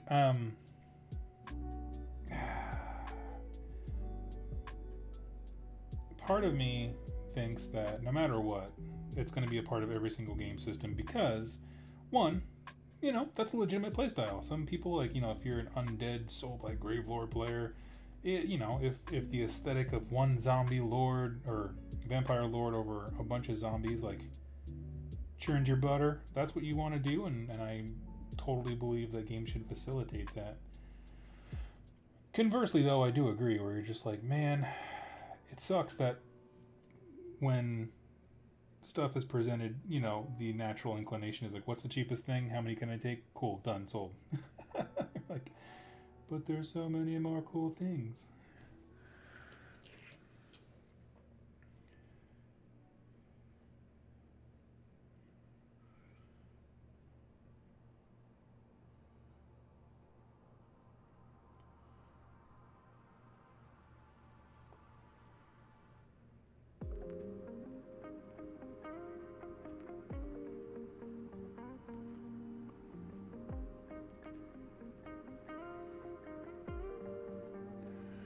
Let's see.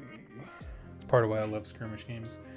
Yeah, it depends on which one. I mean, with the most recent release of the, I guess it wasn't the most recent, but the House of Faith release for Necromunda, man, ooh, you can field so many crazy zealot guys. I mean, they're terrible.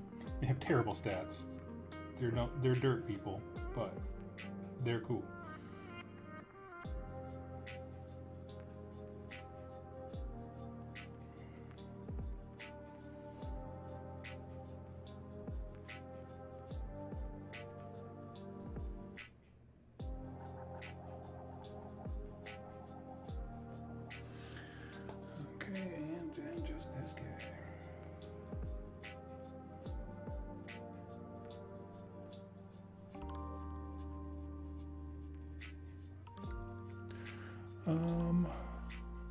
Saying more time was what got me into the hobby. Can't say the same. It was Path to Glory for me, but I don't know. I don't know if I would play like more time as it was. Like there is a living rule book out there, and it's cool. Definitely nostalgia factor to it. But I look at what some games are doing now for their skirmish formats, and it's just like, man, there's some awesome ideas out there.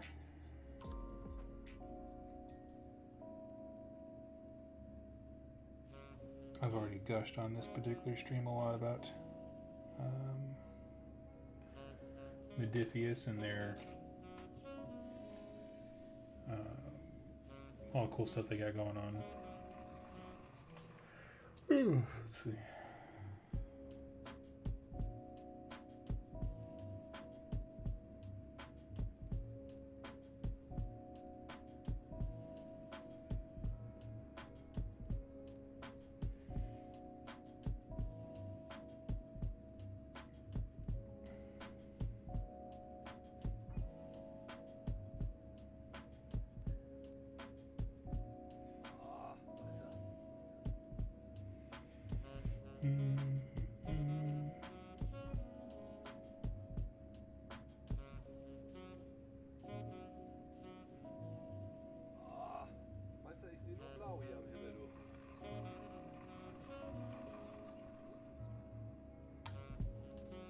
Please forgive the silence.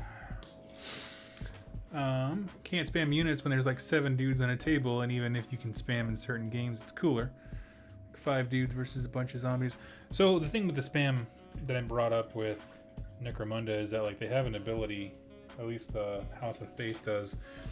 You can do an ability round 1 where you bring in 3 extra dudes from your roster, no matter what the game size is. If the game format tells you this is a 3 versus 3, the second you're on the table, you can bring in 3 more. Now, of course, they're terrible. They're bad at everything, as they ought to be. But yeah, the option's there. You can drastically outnumber your opponent, which ultimately I think is a cool thing. What do we need? We need skin.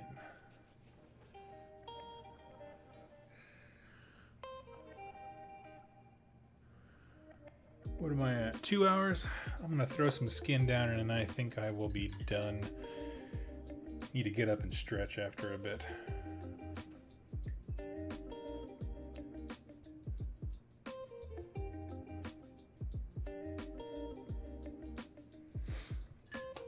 And then I gotta go study up because I got my game tomorrow. I gotta make sure I understand my my win conditions for this. So I do hope you join me. I mean, if nothing else, you can see what other kinds of designs are going out there as far as how games can be.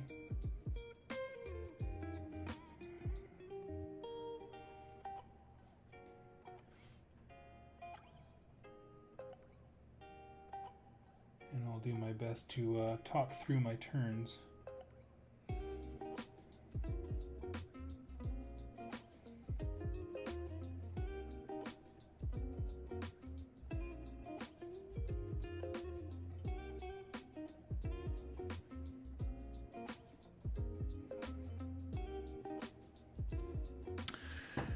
Let's see.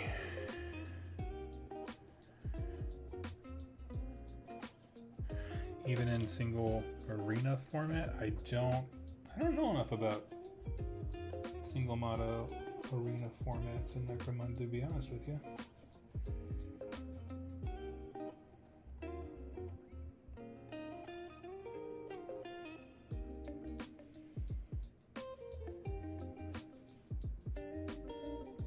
I'll be the first to say that that was probably a gross oversimplification of their rules and how they do that, but I'm just pointing out that they do have a way of, you know, and then, even then, 13 models is not spam in the same way that we talk about with, like, big, fuller war games.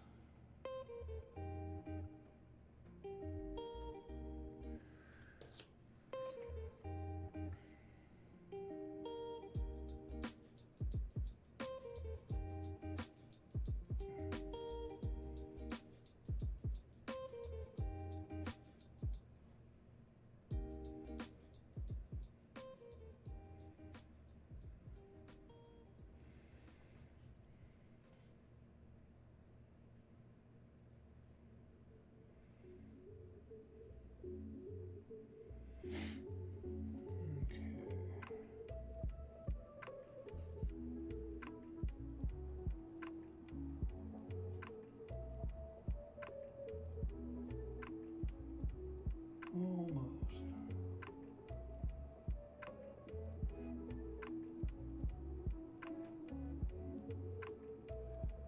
I think he has a glove with like cut out fingers. That's what we're gonna go for anyway. I can't really quite tell. Live stream games? What do you mean live stream games? I'm gonna live stream my game of this tomorrow.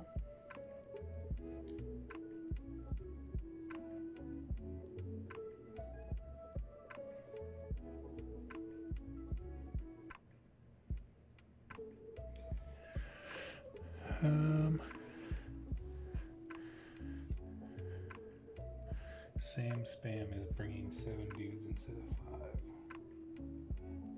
Right on.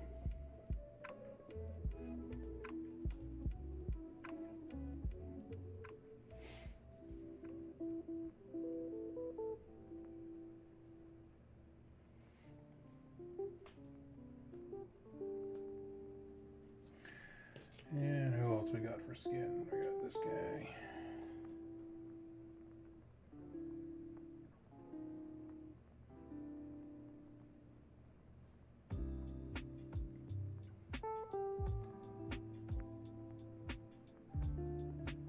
I'm gonna say he's wearing gloves because he's in a giant machine. Of course he would be wearing gloves.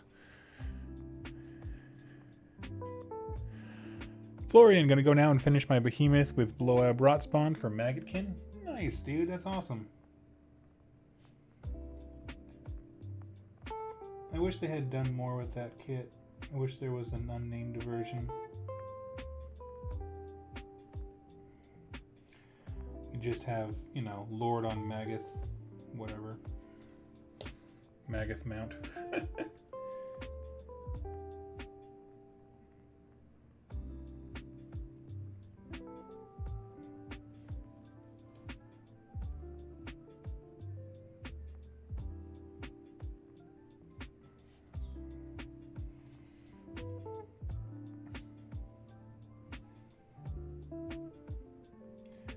I believe she's wearing like a fishnet stocking type thing.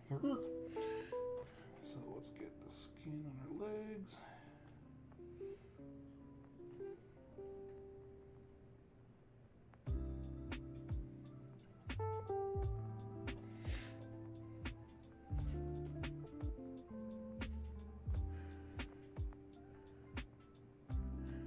Vinci, the only GW skirmish game that I really get into is Lord of the Rings one. Man, yeah, I gotta get back into that. I did a demo with my buddy Jeremy, and then he got really excited about AOS.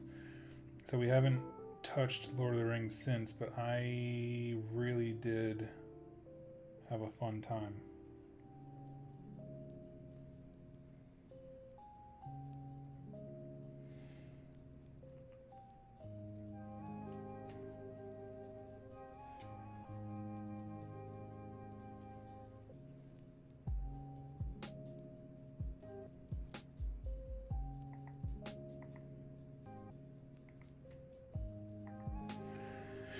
Okay. Get all my skin colors down. I did at least for the humans, which is all I'm going to worry about right now.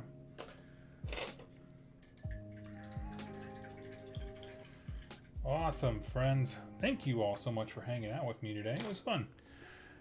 Probably going to do more of this, tomorrow or the next day, maybe. The next day if I can get some videos done. But yeah, thank you all so much for hanging out. I had a blast, and we got some stuff painted up and ready to go. And I think we're good. So thank you all, and I will catch you next time.